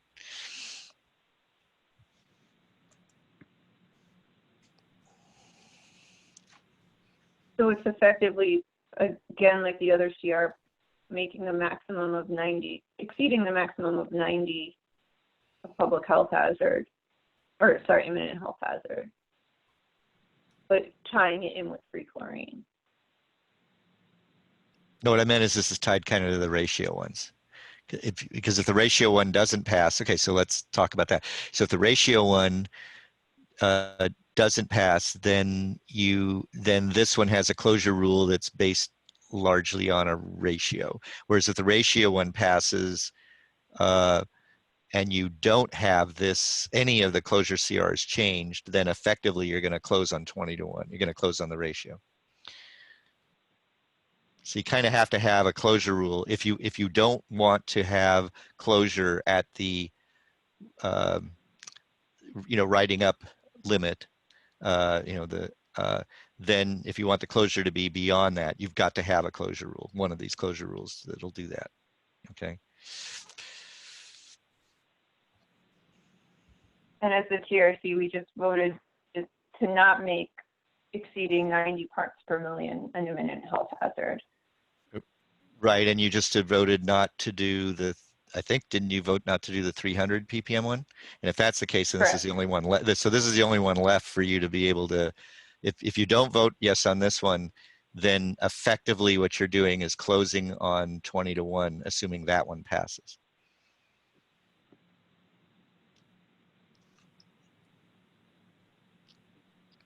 Okay, I'll just note that we're down one member. One member had to jump off, but we still have enough members that if we vote on this really quick, as long as we have, I believe, a unanimous vote, we will be able to reach consensus. Does anyone recommend first of all, does anyone have any more comments or questions before we take a vote on this final one? Is it correct that it's automatic closure if the 20-to-1 is exceeded if we don't set something here? Yes, if you Is don't that do the any, way yes, because if you don't do any closure rule, the current MAC reads you close if you're not following the, the minimum specified elsewhere. And if you change the minimum elsewhere to the 20-to-1, then that's going to be your closure rule. But essentially that means that you're tied to, right now that you have to use a minimum of 2.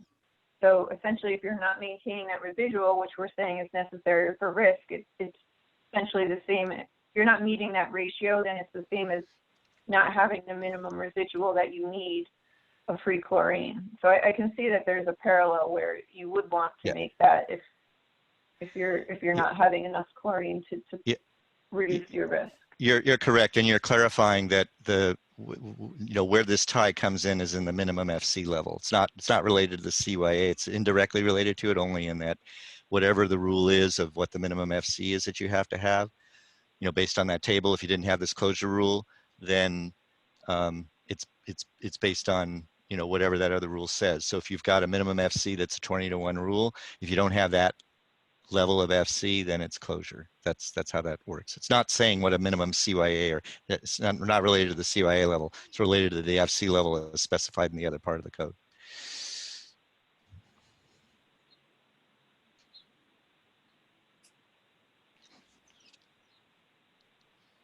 Okay, does anyone have any other comments, or should we just take a vote and try to wrap this up within the long 3 hours?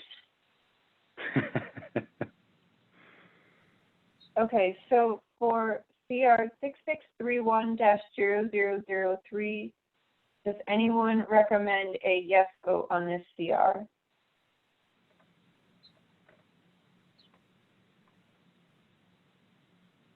Okay, I'll note that the TRC is recommending a no vote.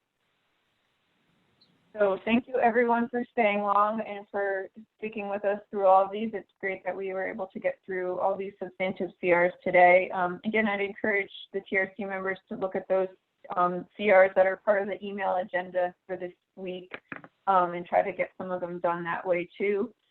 Thank you everyone for your participation. Thank you, Richard, for informing us. I've learned a lot about cyanuric acid today. I don't know if I wanted to know that much, but it's appreciated. Thank you to the ad hoc committee for all of your time spent in developing these CRs. And we will talk to everyone next week. Our next call is next Monday at 1 o'clock. Dewey, did you have anything else before we close for today? No, I just want to thank echo those thanks to the TRC for staying on to get through these difficult CRs. And a special thanks to Richard and the entire CYA ad hoc committee for the work they've put in.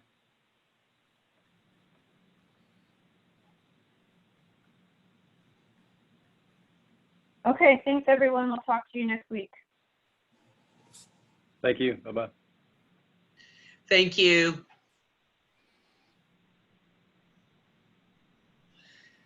Thanks, Richard. Great presentation. Yep. You're welcome.